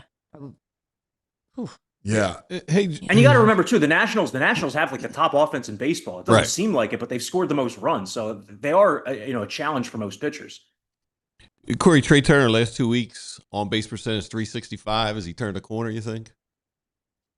I don't know if he's turned a corner, but it shows you how important it is, because when he gets on base, the team scores a lot more runs. Just if you get him on base, if you have a 3-game series and he gets on base 5 times, 6 times, that's the Phillies have a good chance to win that series. So his focus needs to be 340 plus on base. I don't care how many homers Trey Turner hits, as long as he's on base ahead of Schwarber and Harper, because it changes the way that the teams can attack Schwarber and Harper. You can't pitch around both of those guys or even one of those guys if you have Trey Turner on, and especially if you have Brandon Marsh hitting behind them. So it makes the top of the Phillies offense so much more threatening. And the fact that they're 10 games over with Trey Turner still hitting 225 for the season shows you there's even more upside than what we've seen. We still haven't seen the Trey Turner hot streak that would probably will occur at some point this season. We have not yet seen that. And he's capable of carrying a team for a week or 2 as well. Yeah, the turnaround's been amazing considering Trey Turner, but also JT. We always said we could deal with bad offense, but this last month he's hit brutal. 170. I think it's but again, you're not expecting it. I weren't expecting that, but on base percentage 240. I'll be honest with you, I'm not good. Yeah, I'm fine. I won't. Listen, you're going to win with starting pitching, and I need him behind the dish. Mm-hmm. That's it. I'm okay with it.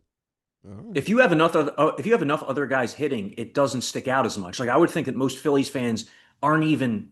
It's not even top of mind for them that JT's hit 170 over the last month, because there are enough other guys who are clicking, and because he still provides you value every single night on the other side of the ball. The elite strike zone recognition he has that helps him with challenges, the blocking behind the plate, the patting pitchers on the back and kind of easing them through every situation, whether it's tough or not. So that's a guy who can still earn his paycheck in a lot of other ways. It would be great if he performs offensively. He's had a couple good games this month. With JT though, it just all comes down to, is his front foot getting down on time or not? And he's never going to change that offensive approach at this point, I don't think. He might only have 3 to 5 years left in his big league career, and he's been hitting that way his entire life. So I highly doubt he's going to alter his approach. And, you just hope that the timing is there enough for JT throughout the rest of the season. Yeah. I mean, listen, I mean, I just need Stott and Bohm to hit. Like, and just not get killed. Like, and then whatever you got in the outfield, like, that's kind of where I'm at. As long as Turner, I agree with your point, because they're a different team when Turner's on base. Mm-hmm. Like, when he's setting the table, it's like any team, your leadoff guy. Your leadoff guy's setting the table, let's go. If you have six guys in a lineup together that are all not slumping at the same time, that should be enough for this Phillies team. Like if you have Harper, Schwarber, Turner, Marsh, Stott, Bohm, like if all of them are just not terrible offensively, that's enough, because you add in the starting pitching, you add in the elite closer you have at the back end, should be enough to win games 4-2, 5-2, 5-3. And the Phillies winning all these one-run games, that's late game execution. That's good defense late in games. That's the bullpen doing enough. It might be playing with fire to an extent, and that's why I hope that they're able to add some bullpen pieces before the deadline. But that Joan Duran trade from a year ago continues to pay dividends. Mick Abel looks like he might miss the rest of the season. Looks like he's going to undergo some surgery because of a setback that he just had with his arm. So shocker, a Phillies prospect doesn't pan out. You gave up an intriguing, young, hard-throwing starting pitcher, but you brought back the best closer in the game, not named Mason Miller, and you've needed him every night, pretty much, that he's pitched. Yeah, but in all honesty, did you really believe in Abel? Because I didn't. I know he had a couple really good starts to start, and then all of a sudden he came down to earth in a big way. I viewed that as the ultimate sell high, and I thought that was a great trade by the Phillies that they took. Yeah, I did too. I loved the trade. I loved it. But I put it this way: if I'm Minnesota, I wouldn't have done it. But see, they didn't have as much experience with Mick Abel. Mick Abel had growing pains his entire minor league career up with the Phillies. Highly touted, drafted in the middle of the first round, but struggled with control, struggled with confidence, and overthinking his entire minor league career. Then all of a sudden, almost randomly, things click, puts together a nice run in the minors, comes up and really impresses in the majors, enough for another team to be willing to trade their top-notch closer for him. Dude, so, I'll be honest with you. I don't know. Sometimes these dudes, are they? I know all the scouts. We got scouts at the game. We got center scouts. Sometimes I wonder, what are you watching? You could tell. I don't know about you. I figure the same way. You could tell when a kid's got it. You could tell with pictures. You could tell when you got stuff. It always with him. I was always TikTok. He's coming down to earth.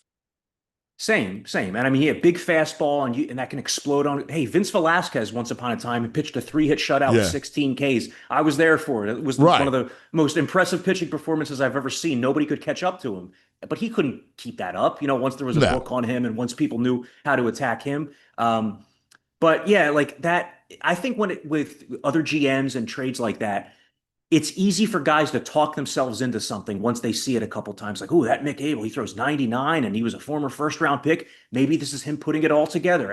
And also, GMs love to be able to sell it to the fan base. Hey, this is a former first-round pick. Ding, top 100 prospect. Fools. Ding, ding. The good organizations trust their scouts. Because the truth of the matter is with these GMs is that half of them don't know what they're looking at. Half of them don't know what they're looking at. They don't trust their baseball people enough. There's a reason why you got scouts. There's a reason why you got real baseball people inside the organization. I know you want all the credit because you're all credit whores, but go listen to your baseball people is my advice, friendly advice. Well, you look at a team like the Dodgers. The Dodgers, as good as they've been over the last decade, they really don't make a bunch of high-profile midseason trades. They hold on to. They have a different type of prospect group than most teams. Like their prospects actually pan out, Right.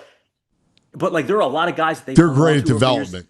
Yeah. And if they didn't hang on to all those guys, they might not be in the position they're in today if they went for like more win now moves. And they haven't needed to make those win now moves. But because they've gotten injured. They've gotten guys, and Muncie's been in and out of the lineup, right? All of a sudden, Dalton Rushing is hitting the cover off the ball. Well, they've been talking about him for a while. I know, top prospect, but he pans out. He is. Surprise, surprise! Another left-handed power hitting catcher. I don't know how the Dodgers do it. You'd think maybe you'd hire someone from the organization to come out here and give you a little heads up. I know.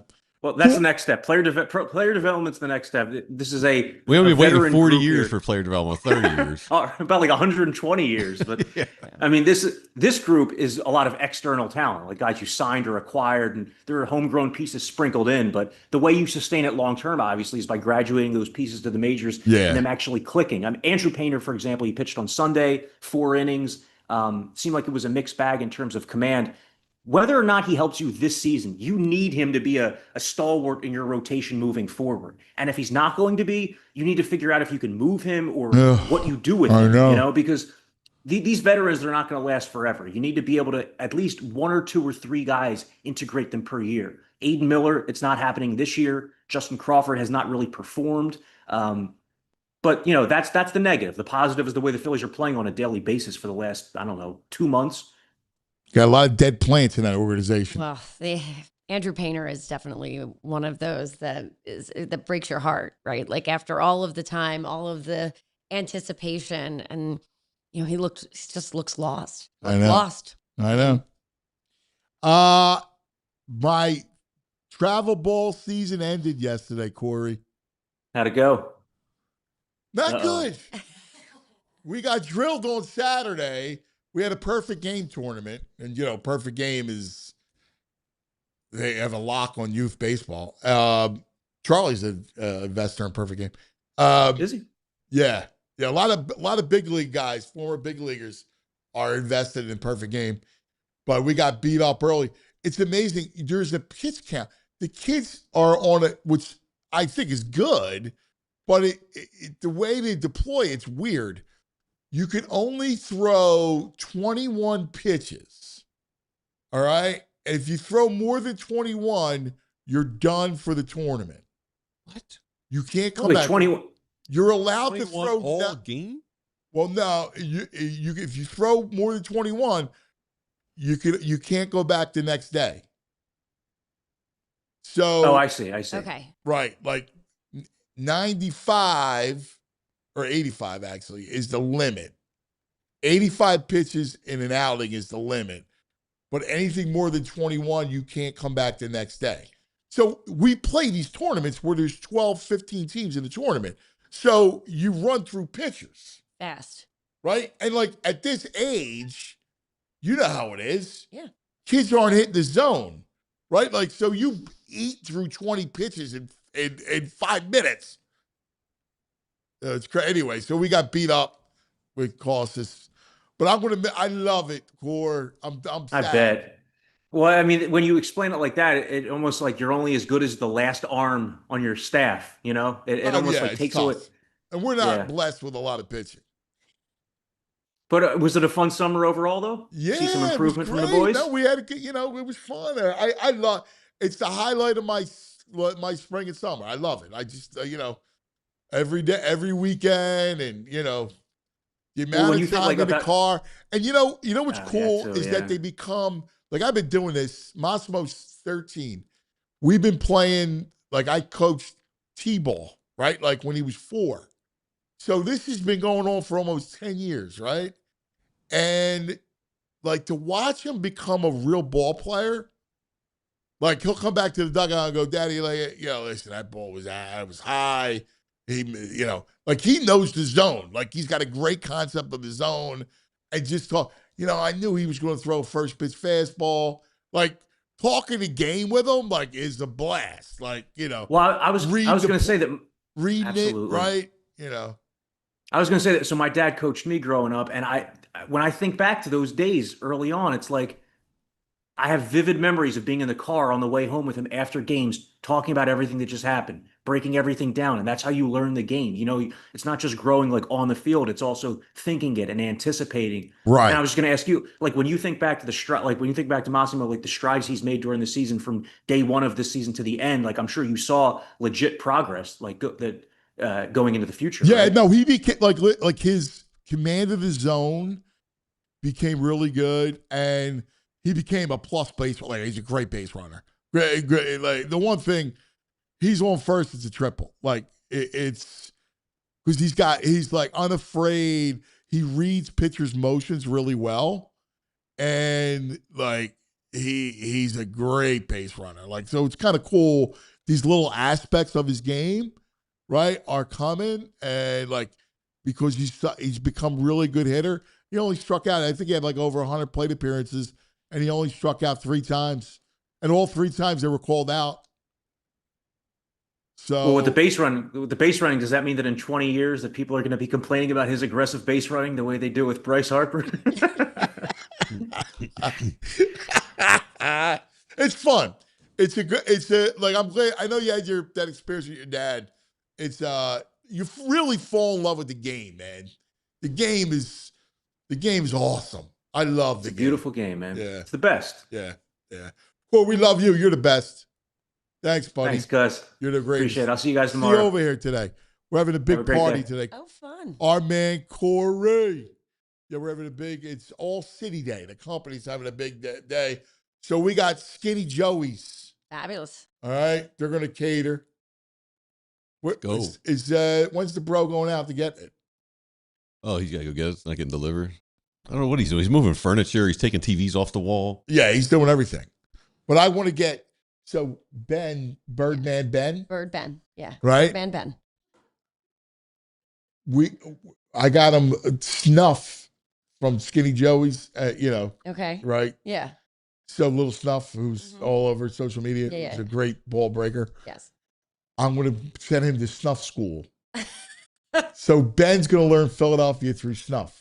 Oh, God. Right? So Okay. so Little Snuff's going to torture Ben until he grows a skin. Until he drops out. Until young. So basically, they're going to have a couple hours together. Is that what you're saying? Yes. And then that's it. It's going to be class. Class. You know, Snuff will observe him around the day and, bust the stones as he does Just to things and see. says things. Okay. Yeah. What do you think? Are you going to video that? Like, is that part of your social content? Yes. I don't know if we want proof of, documented proof of that. Oh, it's class. It's Philadelphia class. Yes. He's the first student. All right, we're going to take a quick TO. Just the thought of that makes me laugh. I mean, Yeah. All right, let's talk about our friends. It's Soccer Palooza because look, this is it, knockout round. 3 incredible matches today, all week long. It's awesome. Great matches, great soccer, and you can do it at the World Soccer Hub right there on the BetPark Sportsbook online casino app. That, Wednesday's a big day. USA, Bosnia, right? It's going to be incredible. Check it all out. Goals, you can shots. I mean, a million ways to play it right on the app. New customers get up to 500 spins on the new soccer game. Go, collect them. Plus, up to $500 casino bonus back. BetParks.com has all the details. You got to be 21. You got to be in PA, New Jersey, Michigan, Maryland. If you have a gambling problem, please call 1-800-GAMBLER. BetPark Sportsbook online casino app. It's officially summer when Hoagie Fest comes back to Wawa. I got to ask you, what's your Wawa order? Mine, I'm going classic Italian. I love my Wawa hoagies. Hoagie Fest is back this year, bringing even more value to the table. Right now, you get a shorty hoagie, wrap, or chicken sandwich, plus a bag of Hers chips and a small fountain drink for $6.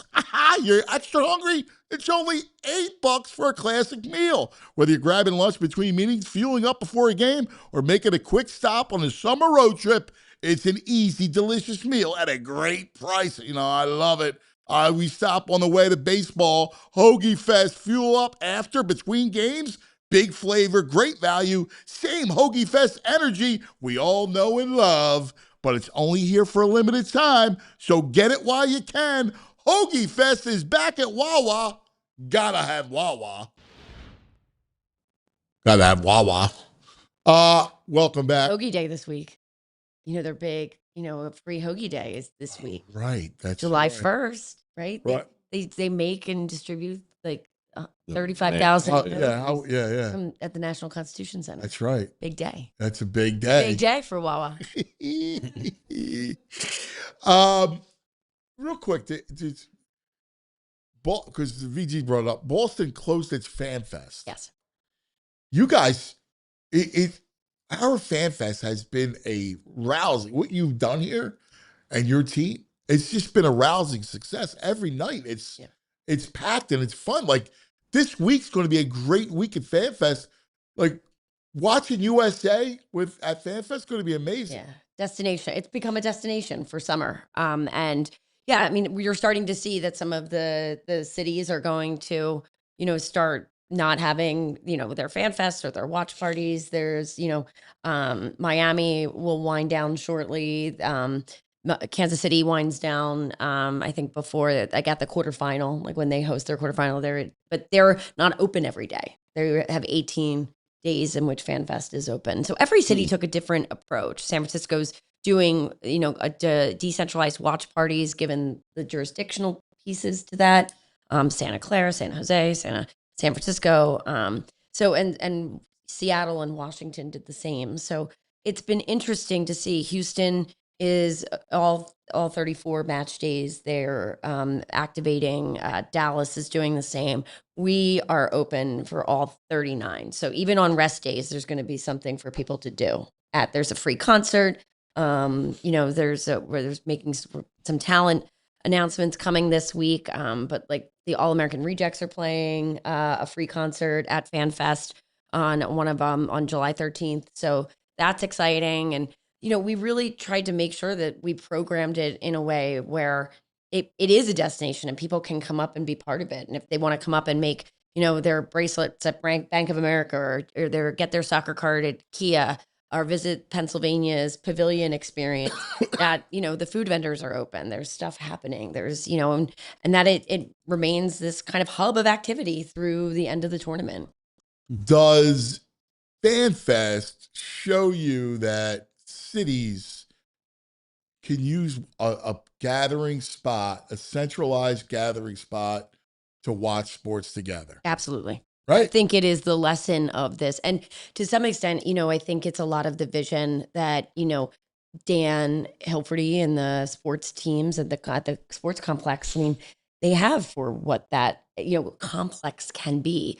And you're seeing it too at stateside, right? Like we have Fan Fest that's open and you're seeing thousands of people come up to watch these matches and the unity that comes from that.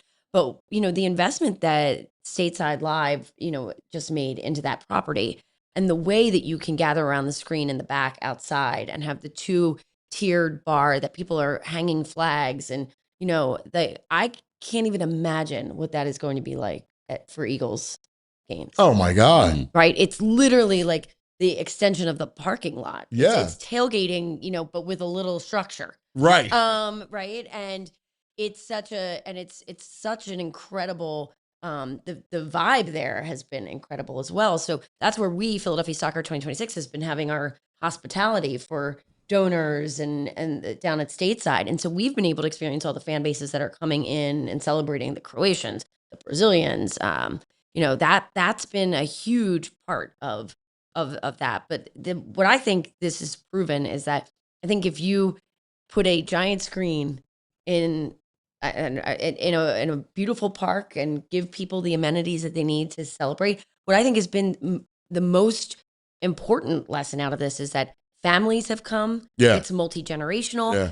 People who were like, I wasn't sure if like I brought my 7-year-old, it was great. I brought my parents, it was great, right? Like there's, I navigating strollers, navigating ADA accessibility, all of that. Like it's all there in that infrastructure. And that's super intentional, right? Like Lauren Lambrugho and Michael Delbane really have been intentional about what that plan looked like and how that welcomed people and made sure that people had the things that, naturally just are helpful, like a water station that you don't, right? Like I was water. bringing that up because you guys thought of that. Yeah, and this week it's going to be critical with the Right. weather and the hydration. I know the team's working right now on looking at hours of operation and what that's going to look like because of the weather, and to make sure that we're being safe, not only for fans but also for the people who are working there, and making sure that It's going to turn into Phoenix here. A little bit. And so, but that's where I think what I think has been also really awesome is that you're seeing this outpouring of like the fandom,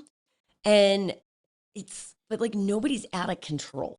No. Like, right? Like No. that's what's made it. Well, Is that it's really community. Right. It's communal without all the craziness. It is. And I think that people have really, come to enjoy having that experience. Yeah. And there is something that you get to go back, every day. For years, I've been calling for this. Years. I ever since I saw there was some city that everybody was gathered. I think it was in Toronto.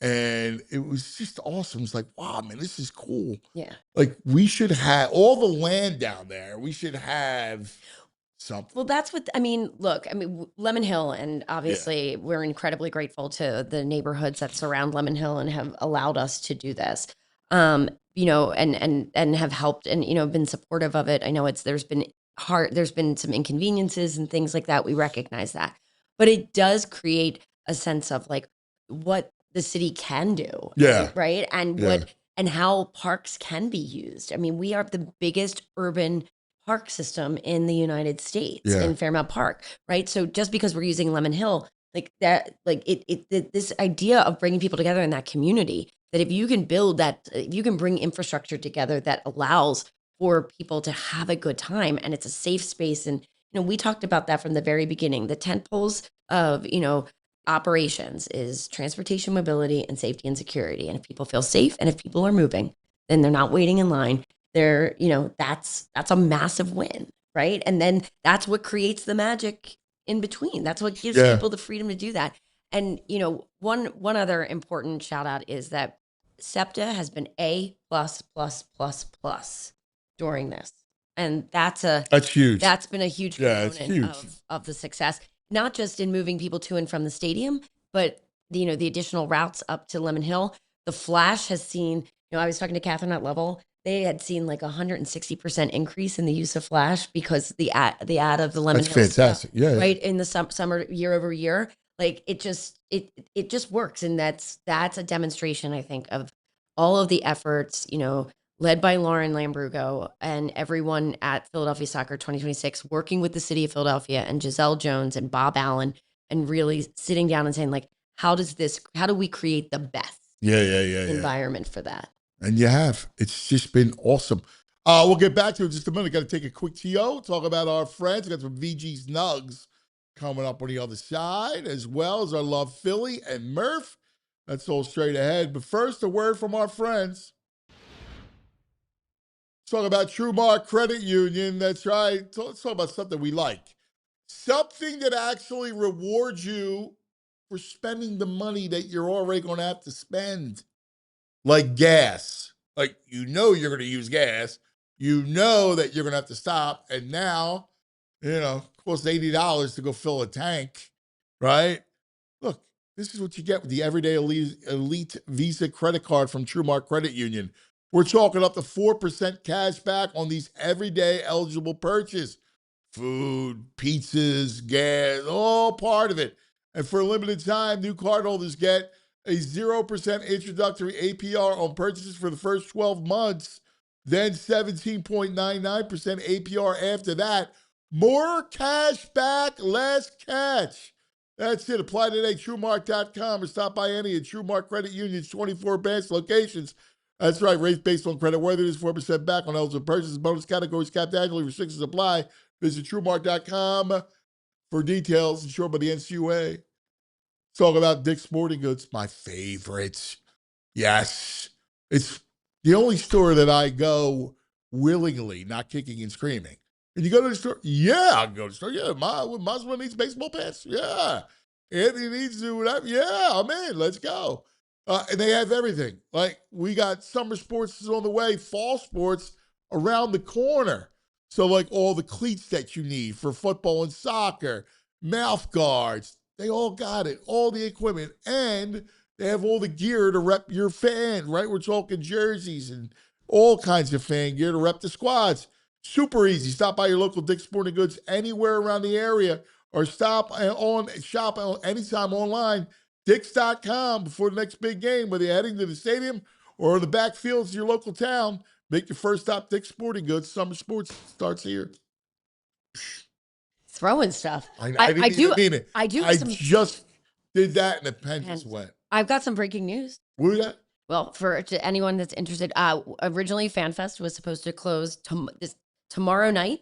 Was supposed to close after the France-Sweden game. We have been greenlit to show Mexico and Ecuador at 9 p.m. So FanFest will remain open tomorrow night to show. Oh, that's awesome. To show the Mexico-Ecuador match, that'll be which fun. will be very fun. Oh my God! Yeah, great time. Yeah. Super That's fun. a party. That is a party. You got it. So just sharing that if anyone's interested. I think it's awesome because obviously we've had the great pleasure of having both Mexican and Ecuadorian fans there, but against each other, knockout. That's going to be awesome. It's going to be a good time. Hey, one news story that came out, and again, you're probably going to hear more of this stuff. Former NBA players Malik Beasley and Ed Davis have been indicted in the latest rounds of the government's gambling investigation. When he was playing for the Bucks, Beasley agreed to tailor his performance based on betting trends in those games. Quote, bribery and insider betting schemes like this one involving former NBA players and the current NBA player agent who exploited inside NBA information for profit erode the integrity of American sports, U.S. attorney says. Wow. The scheme involved hundreds of thousands of dollars. 6 people were named. The indictment returned in Brooklyn. I mean, as long as you have player props and stuff. Yeah. I don't know how you stop it. I don't know how you stop it either. No. But tailoring your I mean, they're shaving. Yeah. It's same thing. But it's worse because it's props, right? Yeah. Like, Yeah. you know, like the worst thing you could possibly have offered was under. Mm-hmm. Because the guys just, you know, they go in and out and, you know, they manipulate it. Yeah, it may go away. Major League Baseball might be onto something when they say they're going to try and get rid of the prop betting. Because the players don't like the pressure and the crowd's harassing them if they don't perform well. I mean, that could be the excuse they use, but they can't control this. You can't control the one player. It's impossible. Someone will get to them. If they're in a bad way, someone will get to them. I know. I don't know how you do it. But what about football? Yeah. Like, you know, because the props are probably the biggest in football, right? Yeah, but you got 11 people on the side. Basketball, if it's one important player, it's 20% of the squad out there for a chunk of the time. But I'm talking about more you wonder. My fix was you shouldn't be able to bet under. You can only bet whatever. Yeah, I'm good with that. Whatever achievement. Yes. This way you're betting on achievement and not failure. Right. Because when you bet on failure, that's when it opens the door. Sure. Right? Over, under. Go give a choice. Anyway. Also kind of newsworthy. The Eagles have announced regular season single games go on sale tomorrow. Tickets at 10 a.m. Here we go. Here we go. It's coming. It's coming. Let's go. Their public practice is Tuesday, August 25th, 6 p.m. That's late. It is That's late. Public practice, usually it's earlier than that. I guess, but the season's a little later this year, right? It because is. of the It is. Labor Day falls very late. late. It's like the first week of September. Yeah. Which means you got to wait. But college will start. You get college football. Yeah, but still everything's pushed Week back. 0. You know, we're big week 0 people here.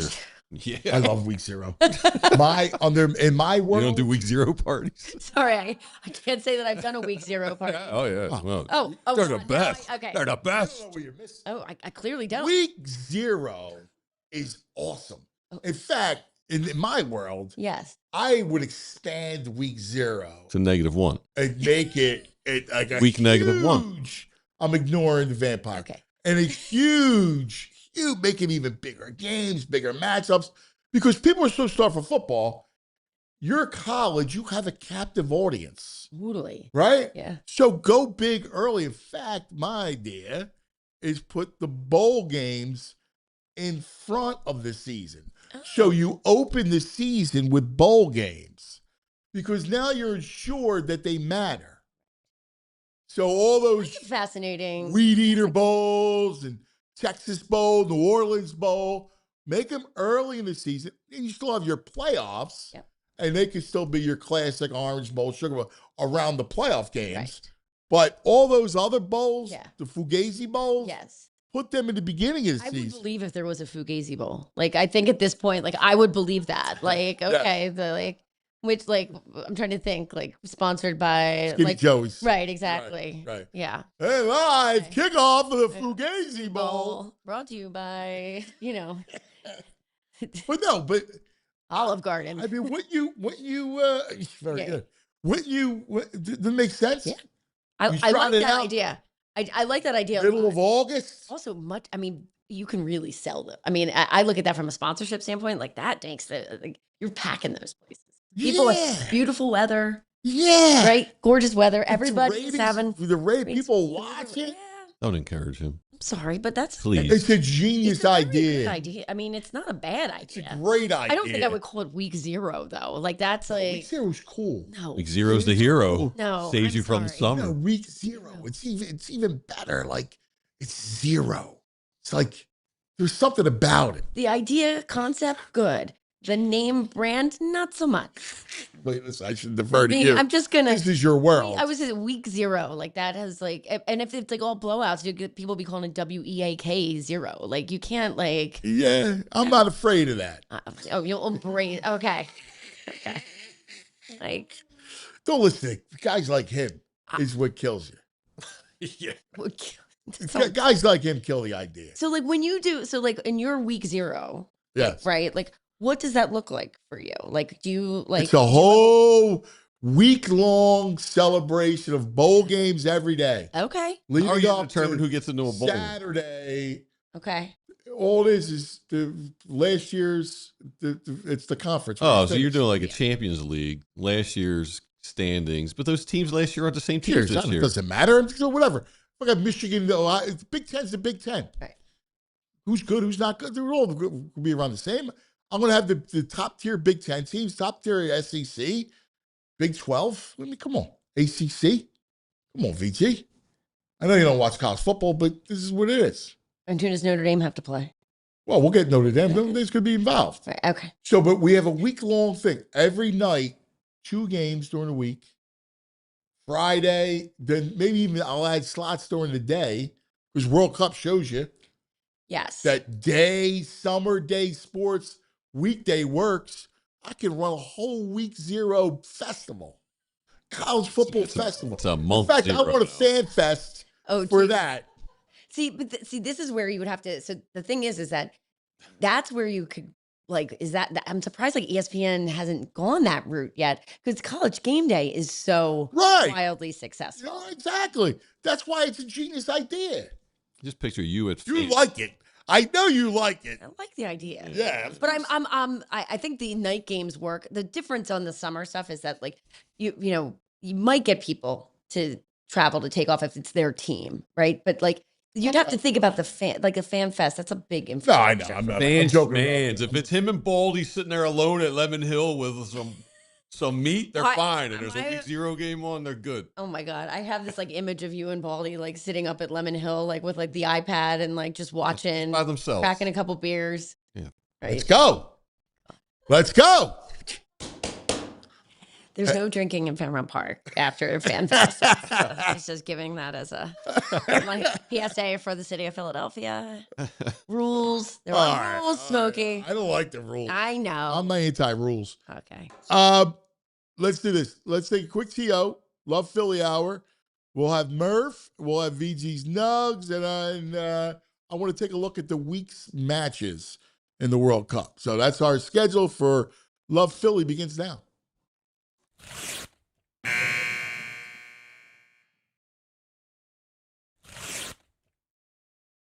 Philadelphia doesn't pretend. Philadelphia is. It's not just the title, Love Philly. It's a feeling. It's a heartbeat. A city that never asked for permission to be itself. That's us, right? That's our personality. Philadelphia doesn't pretend. Philadelphia is. And now in 2026, the world comes back to Philadelphia. Not just to remember, but to celebrate. The show isn't just about what's happening. It's about who we are while it's happening. Because Philadelphia isn't a backdrop. It's a character. It's the voice that tells it like it is. The guy at the end of the bar who doesn't sugarcoat a thing. It's the family that's been on the same block for generations. It's the artist, the athlete, the builder, the believer. It's the lifer, the dreamers, the grinders. It's all of us. And that's what Love Philly's about. We're going to sit with people that make this place go. The ones who built it, the ones carrying it, the ones pushing it forward. The legends who left their mark. Not just the championships, not just the headlines, but the moments in between. The way the city shows up for itself, the way it refuses to be anything other than real. And through it all, we're going to remind ourselves and show the world what Philadelphia is. It's not just a stereotype. It's not a punchline. It's a foundation. It's a force. It's a city that gave birth to a nation and never stopped building. So as the country turns 250 and the spotlight finds Philadelphia again, this is our moment to tell the story the right way. Not polished, not filtered, real, authentic, proud. Because this city just doesn't rise to the occasion. It defines it. This is Love Philly.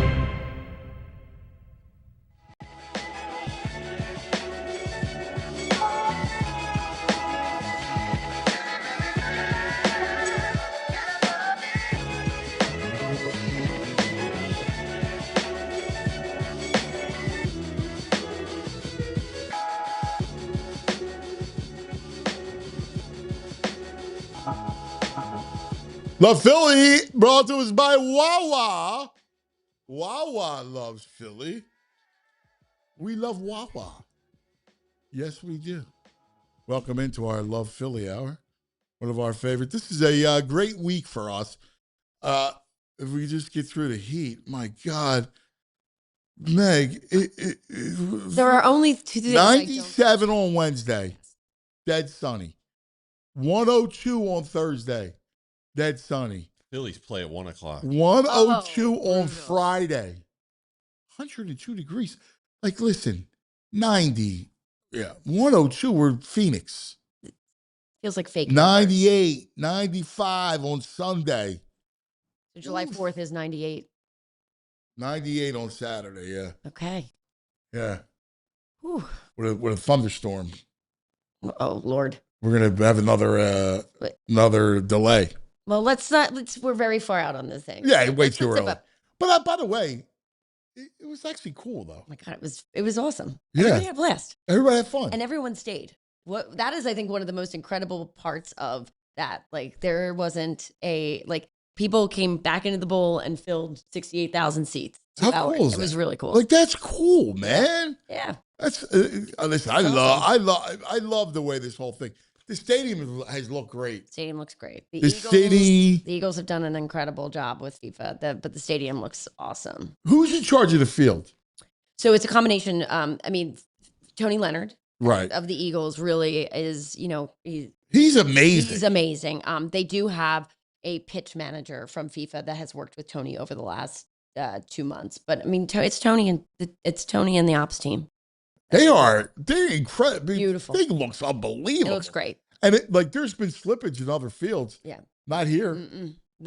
It's been the grass has been perfect. But I mean, Tony Leonard and the groundskeeping crew of the Eagles is, I mean, they're nationally renowned among NFL, right, for being one of the best. And international soccer players have loved playing at Lincoln Financial Field, Philadelphia Stadium. But love it because the grass is so well maintained. It's such an elite facility. I think that's the part. Like it's an elite place, it's an man. elite It is. facility. It's a great facility. Yeah. It truly is. You're right. It's been awesome. It's been amazing to see. And the pitch looks as beautiful right now as it did for match 1. Yeah. That's cool, great. man. That's awesome. All right, we're going to take a look at all that, but it's a Murphy Monday, and our man Murph is coming up next. Cannot wait to hear what he thinks about this week of Philadelphia, where we celebrate Philadelphia. We'll look at the Phillies as well, little Flyers, Sixers, but it's a great week to celebrate Philadelphia, as Philadelphia is in the forefront. First, let's talk about some of our friends. It's the World Soccer Hub on the BetPark Sportsbook online casino app. You got VG has been king of the pitch. Him and Tooch. Did you have a great weekend? A very nice weekend. Yeah. Profitable? Yes.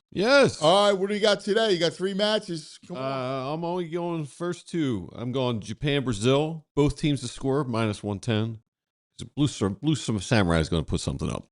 And Vinny Jr. That's my man. Vinny Jr. is my favorite. 145. And Germany, -1.5 goals. All right. Minus Love Vinny Jr. That's my favorite player. Check it all out on the app. You get up to 500 spins on the new soccer slot game. Go, collect them, as well as up to $5 casino bonus back in the first 24 hours. BetParks.com has all the details. Got to be in PA, New Jersey, Michigan, Maryland, Ohio. If you have a gambling problem, please call 1-800-GAMBLER. Now let's talk about Xfinity and the 5-year price guarantee. What if I told you have a reliable, intelligent Wi-Fi and you got the same price for 5 whole years? That, my friends, is the Xfinity 5-year price guarantee. Wi-Fi that makes everything in your home work together, right? Like my house. The little one is upstairs in his bedroom playing the show. The big one is downstairs in the basement playing some other game. I hear them yelling constantly, and I'm in the downstairs trying to watch the game. But everything works. I can write a whole thing thanks to Xfinity. Everything works in perfect harmony. The best part, no annual contracts, no hidden fees, Xfinity's best equipment included. A lot changes in 5 years, but your Wi-Fi should stay reliable. The price should stay put. Lock in your price. Unlock the possibilities with Xfinity. Learn more at Xfinity.com. Xfinity. Oh, imagine that. There you go. Select plans only. Restrictions apply. Good job. You did not flub your line. Joining us now. One responsibility. Hell, imagine that. Our man, great columnist for the Inquirer. That's right. He is David Murphy.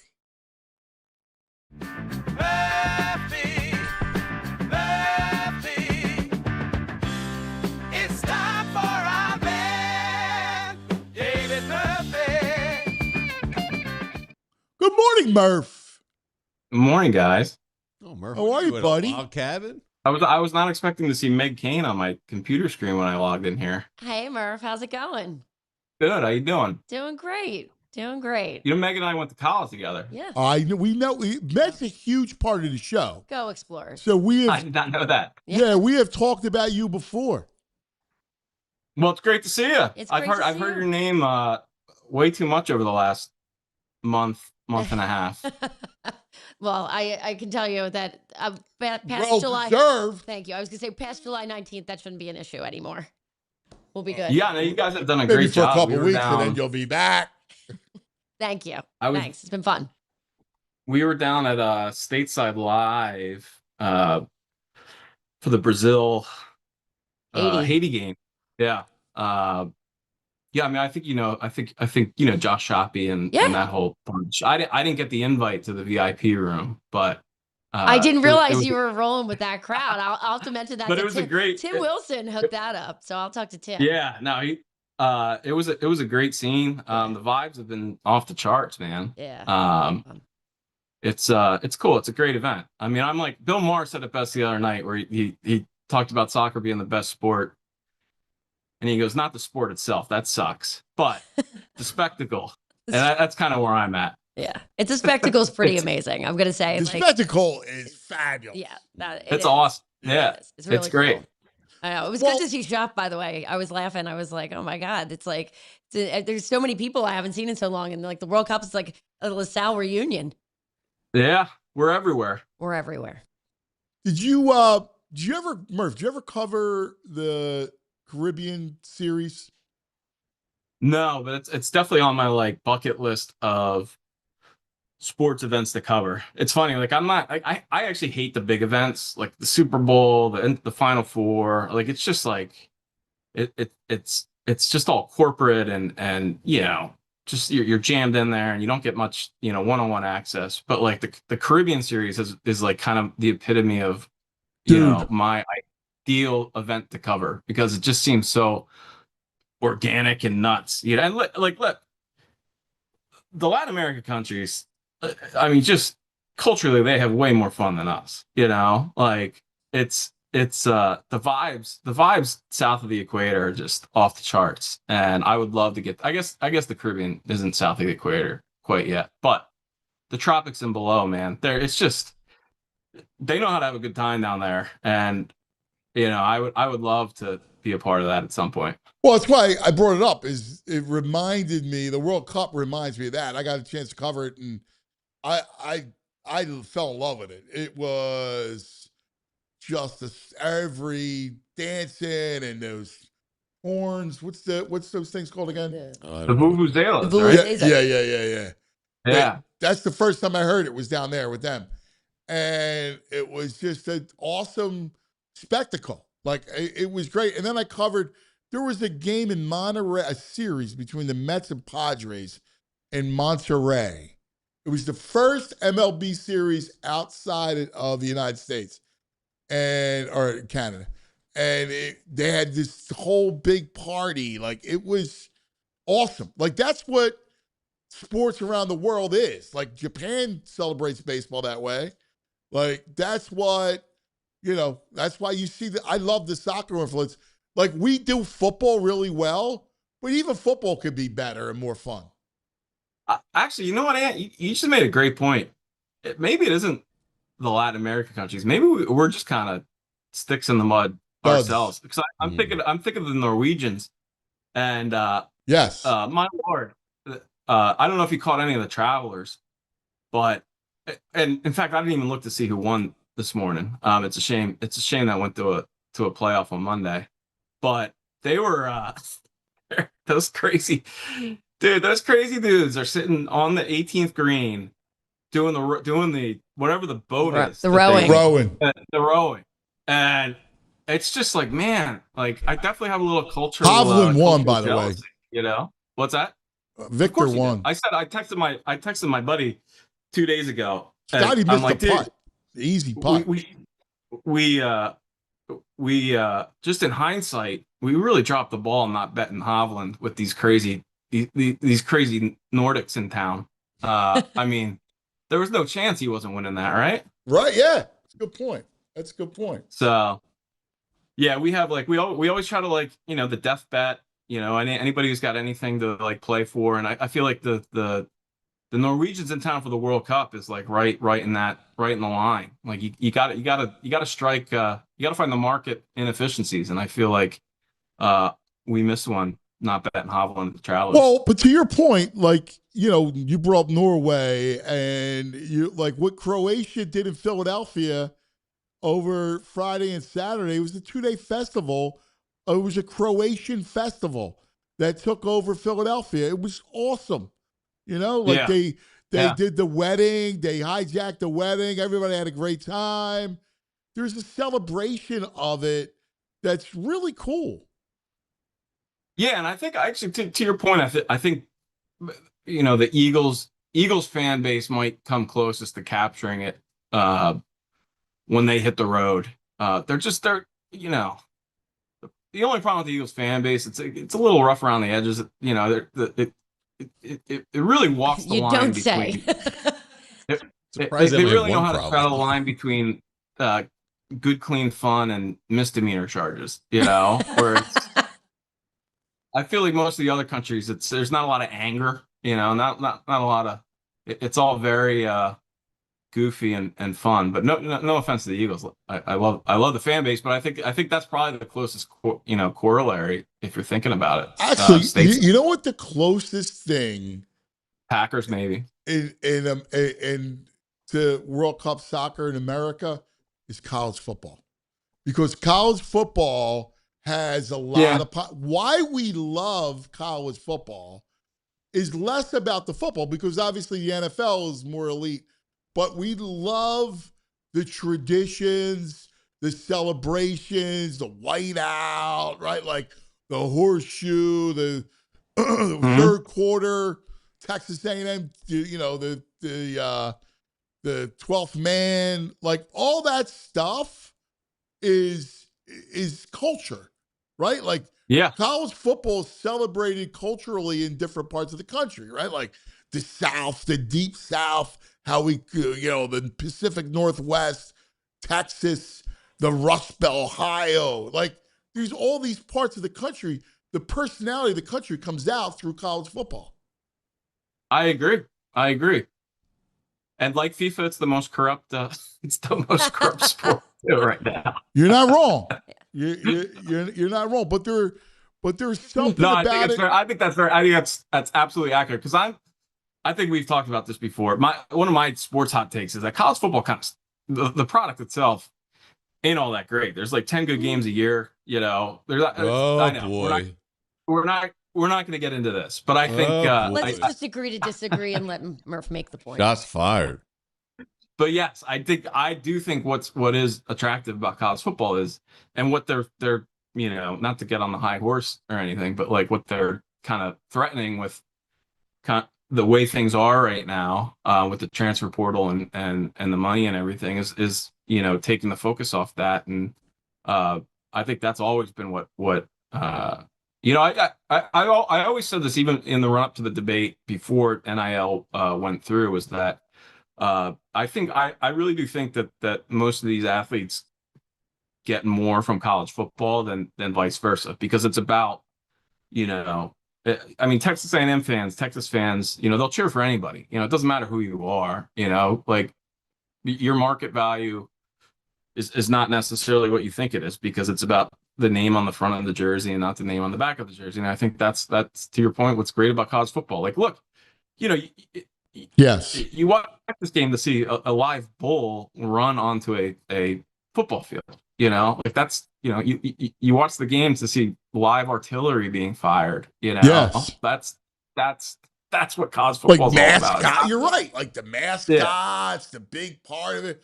I mean, you're in Texas and you're looking at that steer, like that's awesome. Like there's something about, like, you know, and that's where, you know, I think we could do a better job, you know, as American sports, capturing that feeling, especially baseball. Like if you're dude, you play so many games instead of, see, we look to externally entertain the fan base, when instead it should be promoting something that's done together by the crowd to keep them busy, instead of giving them a cacophony of stuff.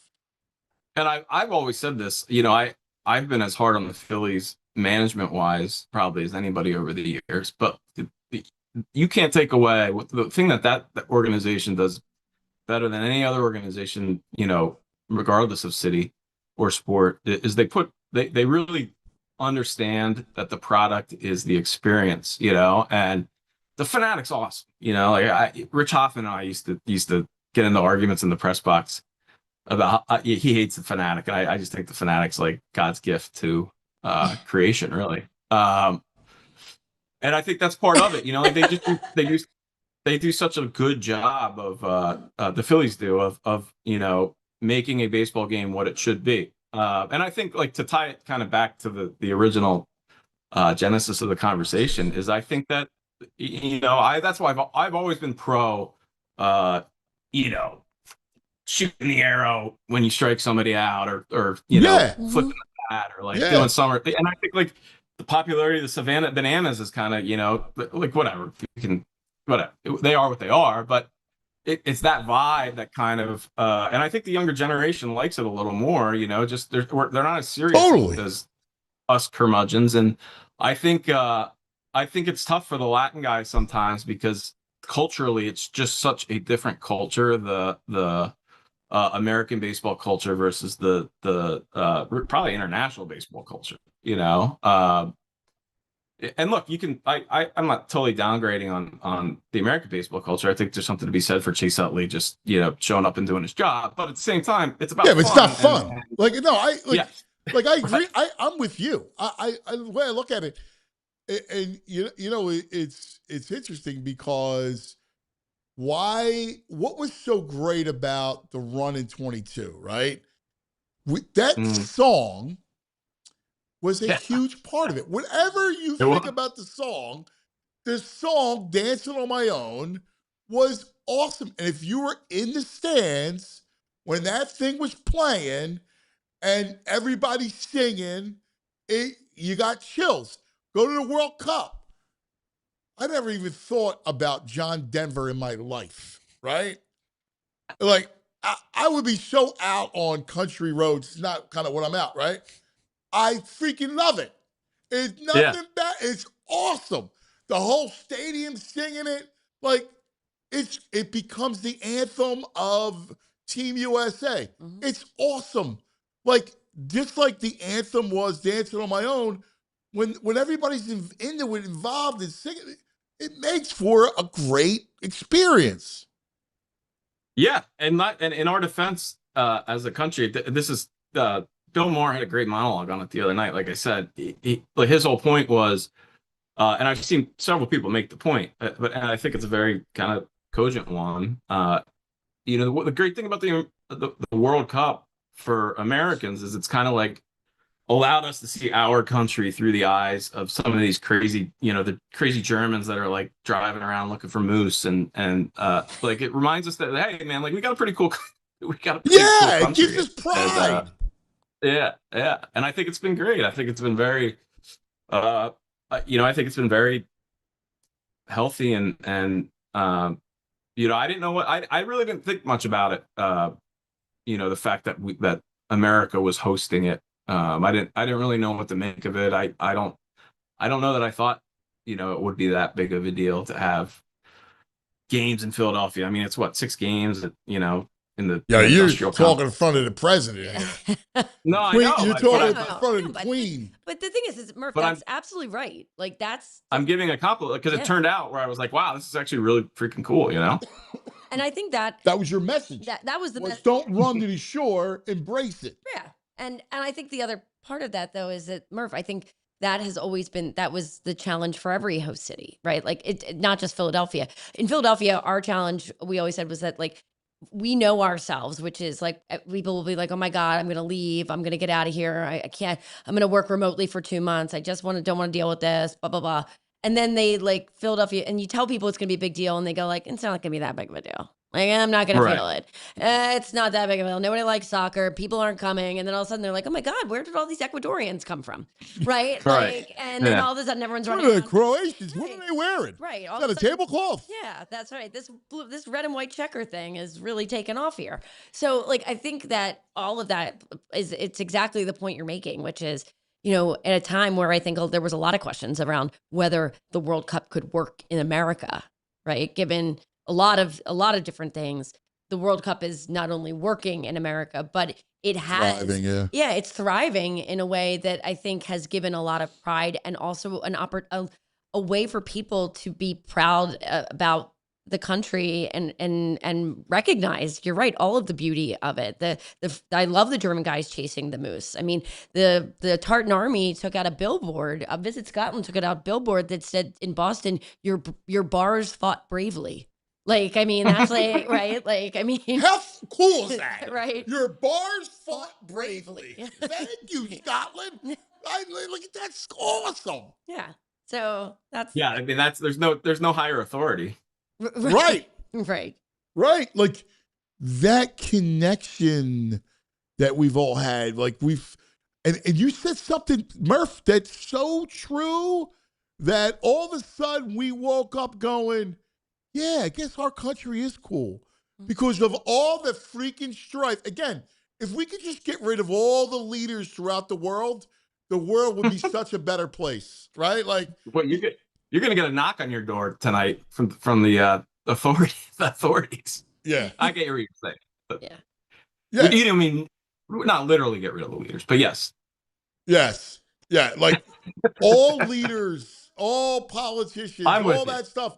That just muddies the water for you saw the people, right? Like you see the connections that people have, right? And then our own health, mental health of, hey man, I'm proud to be American. I love our culture. I love the USA. That's awesome. And you're getting that Yeah. because you're proud that other countries are digging us. Like, yeah, we got Yeah. something here. Yeah, 100%. I think it's been a great, healthy thing. You know, I'm with you. I think you know, I think at the end of the day, the people, you know, not to sound too hippy dippy, but you know, at the end of the day, people are people, you know, and Yes. you know, you could separate. And then the other aspect of it, to your point, is like, you know, there's something cool about every part of the world having your own culture. Mhm. It's why I'm so anti-globalist. Is that I want countries to have their own culture. All right? Everybody has their own culture. I did So not have anti-globalist on my bingo so we card for could- you today, but Yeah, So okay. we could partake of all the cultures, and the cultures will thrive in the future. And we're not all just one slave to the billionaires.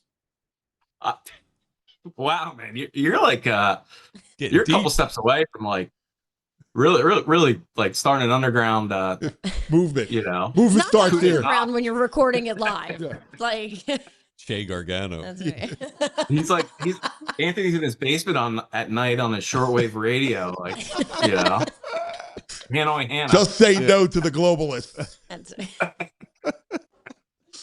But no, all kidding aside, like I was so happy of, again, I'm watching everybody sing that John Denver song, and I'm going, wow, that's awesome. Like I can't wait to watch Team USA. Like, again, I'm a sports guy, so I'll watch any sport. And like, you give me something as big as the World Cup, I'm in. But man, I'm so much more into it. Meg brought this up earlier, but I'm so much more into it, Murph, that USA's good. Like, I love this Team USA. Like, I love the way they play. I love the coach. I'm in. Like, I want to see them make a run. Yeah, I mean, I look, and again, as someone who's like just, you know, good-naturedly joked and snickered about soccer over the years, and I've always said that, you know, if our national team ever actually was worth the airfare, you know, I think, you know, I would be the first person to go to every World Cup and follow the Americans. You know, I mean, it would be great if I think, you know, to FIFA's credit, I think I know they've been accused of kind of watering down the field with some of the changes they've made, and I mean, even last night, It's not the NCAA tournament. We're throwing 130 teams, right? No, but it's like you know, at the end of the day, we've been playing soccer for you know, a month and a half, and only 16 out of 48 teams are going to be eliminated. You know, so but I think it's good. It. I do like it. I know that's what I'm saying. I think Murph, Ireland and Italy couldn't even get in. Well, that's what you know. I'm sitting here because I don't really understand the process, but I have a lot of friends who are soccer heads, and I'm like, wait a minute, you're telling me the Ivory Coast is one of the top 48 soccer playing countries, and they're like, well, you know, it's regionally based, and there's some, you know, So I'm with you though. I think that I mean, America didn't qualify last time, right? Right. 2018. They didn't qualify. 20 US didn't qualify in 2018, and they played in 22 in Qatar. Right. All right. So yeah, I mean, and look, I got a good buddy of mine's from Germany. So in 2018, I think that was 2018.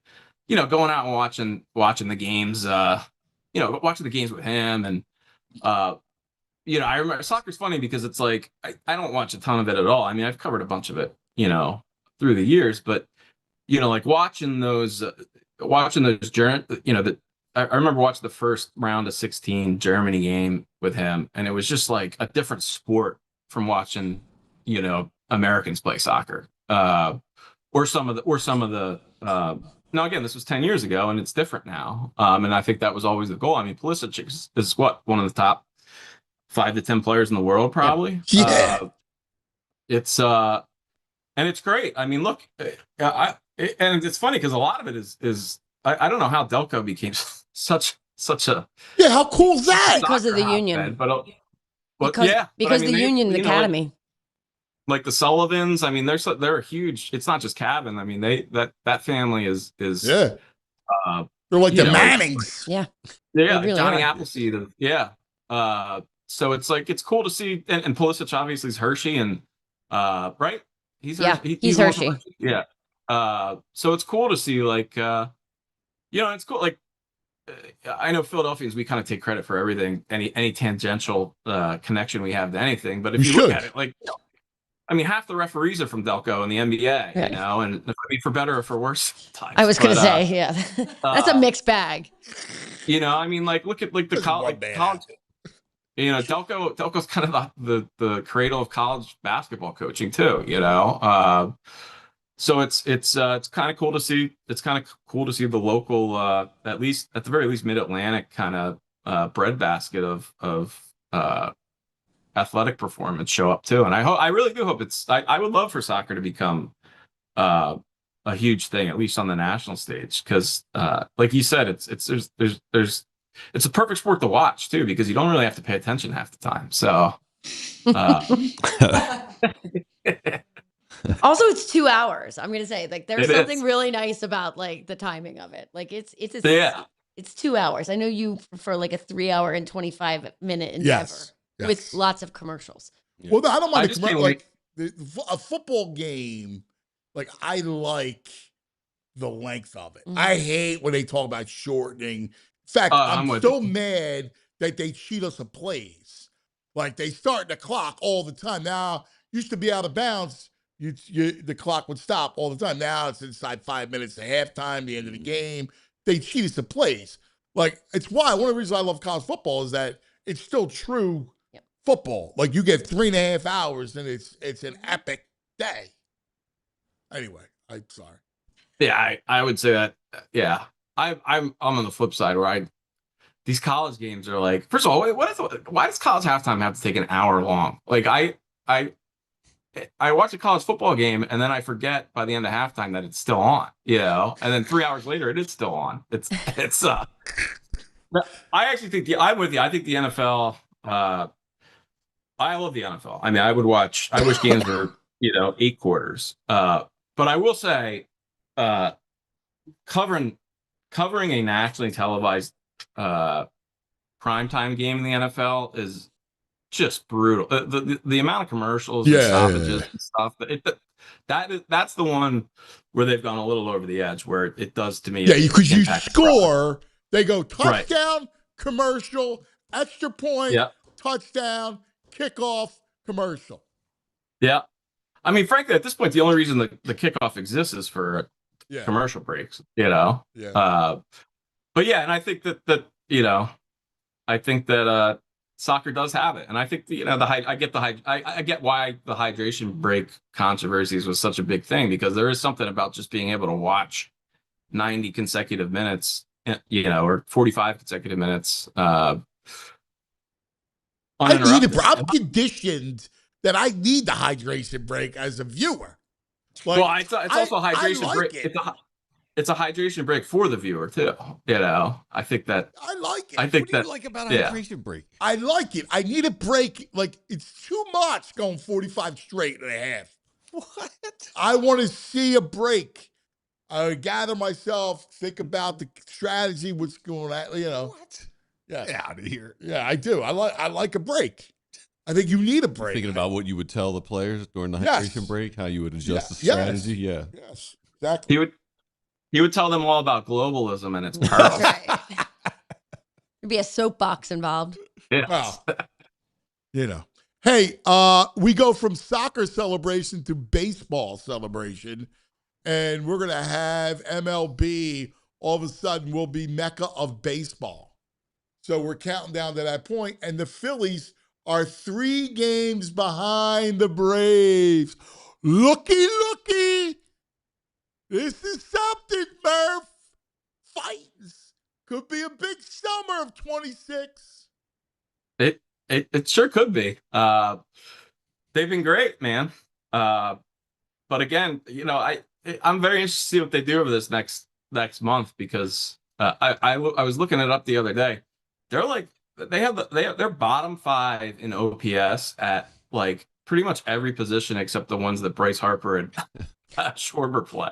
It's and I think that like this isn't, to me, that it should be more there needs to be more urgency. This is about, you've got arguably you know, 4 of the greatest single seasons individually in franchise history all occurring. You know, now we're being a little, Schwarber's is one of the greatest, Sanchez is one of the greatest, but Harper's is an MVP. You know, he's MVP, and Wheeler absolutely is And I throw Duran in there too. Yeah, and then you have the closer, and I think, you know, all of those guys are at a stage of their career. Now, Schwarber's already won one, but all of those guys are at the stage of their careers where, right? Schwarber's won one. Yeah, Cubs. Yep. Or a couple, right? They're at a stage of their career. Like to me, Bryce Harper though is the like he deserves one, you know, and you know, for all like I don't necessarily think Dombrowski was wrong with what he said this offseason, but you know, job performance wise, if we really want to go tit for tat, you know, Dave's got some proving to do, and I think he needs to make up for it. What's that? Dave stinks. Yeah, well, he's got to, you know, they got to do something. They can't. He does.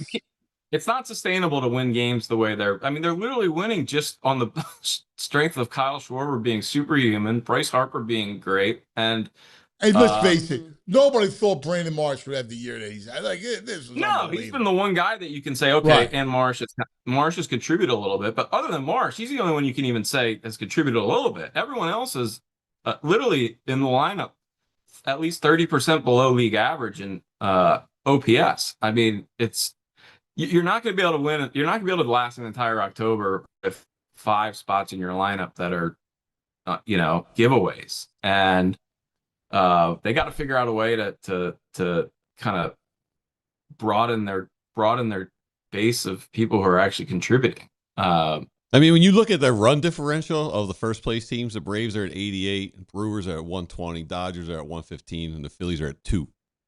Yeah, like this is why I'm not trying to like rain on the parade. It's just there's been some they can't keep doing it this way, you know. It's you know, they it's great that they're doing it, and they've at least gotten to a point where it's like, you know, they're going to be in a driver's seat at the trade deadline, but they would be making a huge mistake if they don't you know, do everything in their power to make it so they don't have to win games this way, you know. My fix is for the bullpen is all about Gage. I want Gage as my bridge to Duran. You know that. I'm with you, man, and hopefully, you know, it's been the most maddening thing to me about the Phillies over the years is like, you know, just bring guys up and see, you know, like instead of like, no offense to Alan Rangel and you know, all these guys, but like, drives me nuts. I mean, last God. year, Ugh. I mean, I like it drove me crazy last year. They had a guy, now the guy's been absolutely awful this year, but they had a guy last year in Gene Cabrera who was like throwing, he had an out pitch with a changeup, and he was, it's like, dude, just he's on the 40-man roster, just bring him up and like, whatever. What's the harm? And again, we've talked about, I always go back to Aiden Miller because it's just such a shame that because he would absolutely be up here, and I hope. To your point that, yeah, like just bring, like, who cares? Like if he walks 12 guys in a game and like, So be throws the it. ball, It's growing just pains. send him, Guys send have him it all back the down, time. you know, I remember, look, man, I think one of my like formative experiences covering the beat in my first couple of years was when the Phillies brought up Antonio Bastardo to start a game in San Diego. And he was like, no one's like barely heard of the guy. He just happened to be throwing well, and they needed a guy. And the guy came out and was like, just like throwing piping fastballs past people. And it was like, all right, well, I guess we'll just like keep running this out there and see what happens. And it turned out, and I hope, I hope they bring Gage Wood up as soon as it's feasible. Not having watched the guy throw a single pitch this year, just do it. Like you had 3 guys in the bullpen last year not throw a pitch, in the playoffs. Like just bring a guy up, You're right.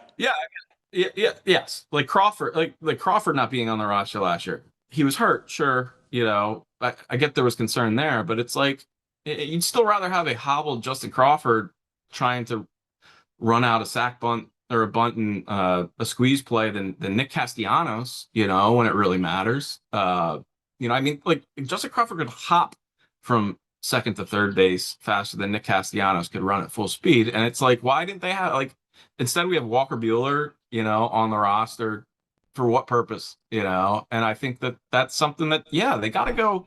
This is it. You don't get many opportunities. Like they've defied the odds by being as competitive as they've been for 4 straight years, 5 straight years now, I guess.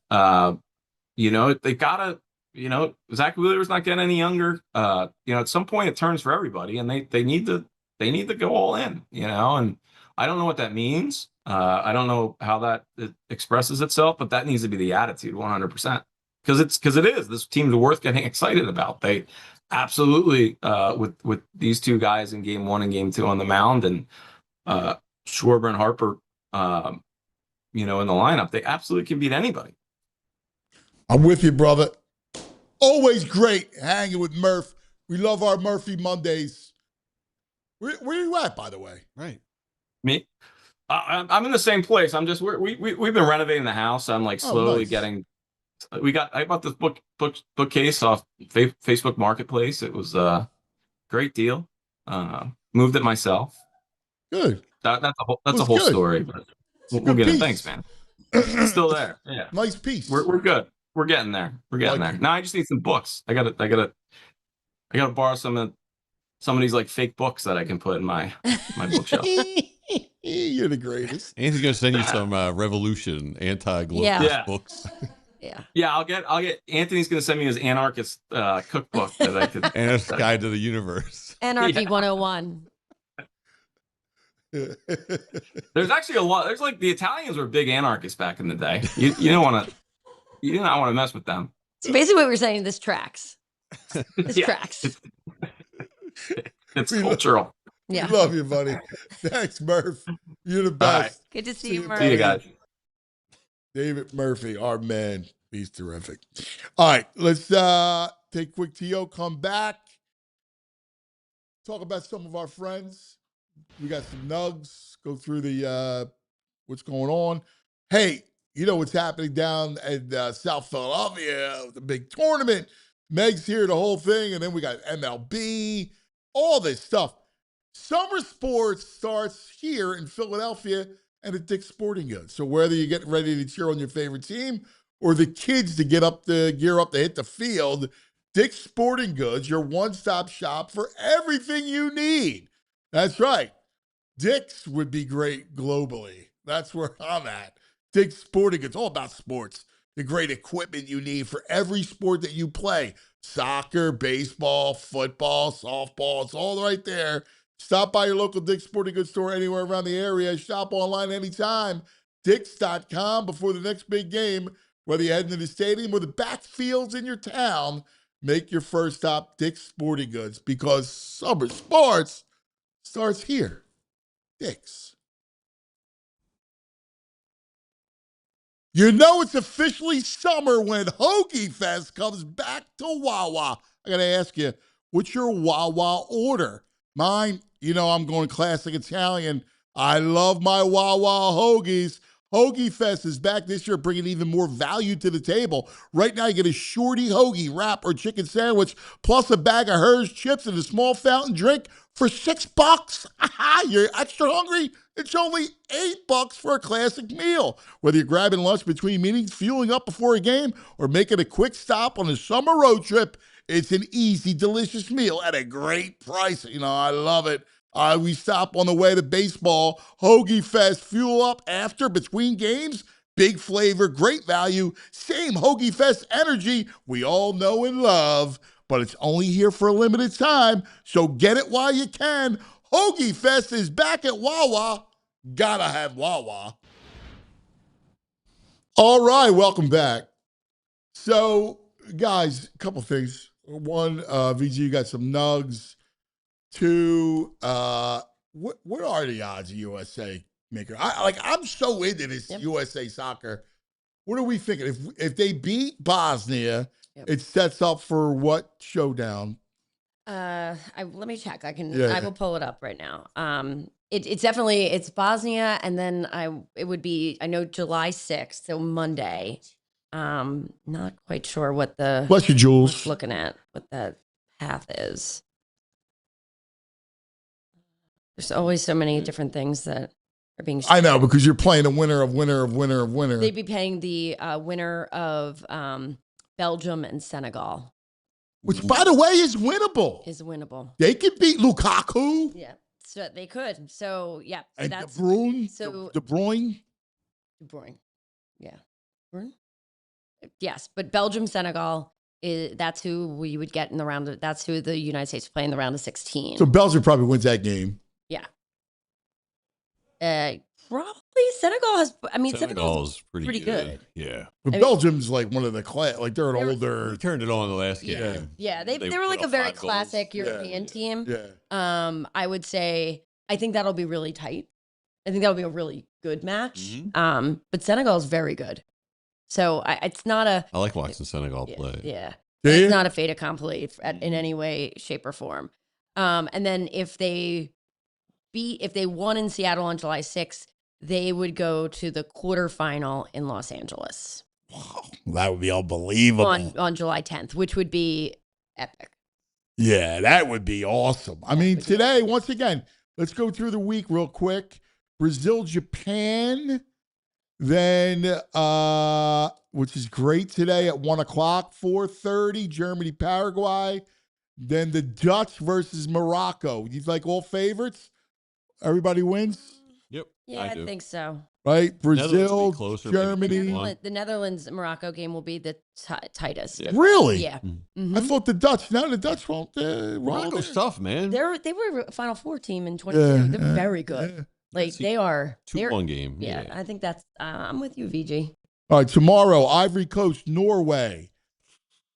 What's a tough one? That's a really tough one. The Elephants. The Elephants. I mean, I think Gets you row your boat. Holland is a great player, and I think that. But the Ivorians, they play fast. Yeah. So it could. All right. It's kind of that. I think that's going to be a more competitive. That's a good game. Yep. France, Sweden. French should roll there. Mexico, Ecuador. And again, FanFest will be open for it. Yes. And I will note, I do have some updates on FanFest because of the weather. We're actually reducing some hours during the day. So we can show more night games. So that's out smart. Our socials, we want to make sure everybody's staying safe. So, but yes, we will be showing Mexico, Ecuador. I don't know. Ecuador has not looked great, but that was such an emotional victory over Germany to get in. Yeah. And they are better than how they have played. Yeah. So you're spelling an upset. I'm feeling it. Team Oscar in Mexico City. Yeah. No, I know. That's the only thing. It is like You're playing. Are you kidding me? Yeah, that's. You're playing in Buffalo. Yeah. You know. Right. Exactly. England on Wednesday against the Congo. England. Belgium, Senegal, like we said, and then USA. That'll be awesome. 8:00 under the lights. Yep. That's a great time to watch Fan Fest on a hot day. That's Come right. to nighttime, Yeah, better. we're prioritizing some of the evenings, so we'll be showing. That'll be fun. 5 o'clocks, the 5, the 8s, 7. That's cool, Yeah. man. Great Lights. stuff. All right, we got to take one more break. We'll come back and wrap it up. All right, let's do that. Let's talk about our friends and then come back and go through the rest of the week. Let's talk about Valley Forge. You know, once in a while, you need a quick reset. You don't feel like dealing with airports and convoluted travel plans. Montgomery County, beautiful, right? Great getaway spot for us. Little bit of everything: history, shopping, entertainment, outdoor adventure, great food, all just right outside the city. You can spend a day exploring Valley Forge National Historical Park. Hit the shops at KOP. Check out live entertainments. Enjoy some of the amazing small towns and hidden gems throughout Montgomery County. Little quaint towns. I love the inns. Great inns in Montgomery County. America's celebrating 250 years this summer. Never been a better experience.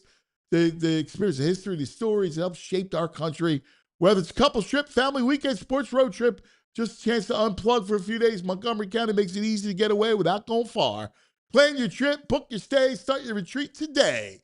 ValleyForge.org. That is ValleyForge.org. All right, let's talk about Rothman for a second. I don't want you living in pain, all right? I want you back in the game. That's what Rothman tells you. That's what's possible at Rothman. If pain is slowing you down, knee, shoulder, back, whatever, don't have to deal with it. The team at Rothman Orthopedics got you covered. Recognized #1 physician practice in the country by Castle Connolly for having the most top doctors in orthopedic care. That is elite expertise, trusted nationwide. And it's easy to get started. Just go to rothmanortho.com/PHLY. Schedule your appointment today. You don't know what type of specialist to schedule with? Use their fast scheduling program. At Rothman Orthopedics, your mobility is their mission. Book today, rothmanortho.com/PHLY. Get back to doing what you love. Pain-free. Pain-free. Pain-free. Anthony Gargano, big in guy. I didn't realize that about you. Big in guy. I like it in. Like it in. I like it in. All right. You know, inns have great food. You ever notice? I can't say that I've stayed in a lot of inns, so I'm The not inns sure. in the area, like in Montgomery County. Yes, absolutely. All right, you get a Visit great Valley. burger. Yes. Right, you Of get. course. I'm a fan. You know, I can't get it anywhere. Right. One of my favorite things is your laugh. Okay. Snapper soup. Oh, yeah. I love snapper soup. It's delicious. And the only place you can get a snapper soup, bowl of snapper soup, is at an inn. I can see that. That's Like it. the They're- Philadelphia, because that's an old Philadelphia That is. dish. That They're is. exclusive to the inns. Exclusive to the inn. Snap. You can't find it anywhere. Right. Now that the diners don't have it anymore. No. Wait, you eat snapper soup at a diner? That's. It used to be, yeah. Oh, Yeah, what are you talking about? turtle soup from a Penrose diner? Diner used to They have don't have it anymore? unbelievable. The Oregon Diner used to have great snapper Yeah, diner soup. would be a classic snapper soup Yes. in Philadelphia. You don't know. What do you know? I do love the Penrose. Penrose used to have Oh. great snapper. Oh, yeah. That's I love that place. Yeah. Good. But nobody has it anymore. No. I mean, you want to talk about the great soup, man. Great soups. What are you, anti? great soups. Turtle soup? We have really covered a lot. No, of ground shit, on this come show. in here. We've covered so much today, friends. Look, Anarchy. Meg, I want you to meet South Philly Santa. Hi, South how you Philly. doing, man? Good to see South you Philly again. Santa's here from Skinny Joey's. What's the matter? Were they down the shore? I came home, right? I came home. You know, yeah?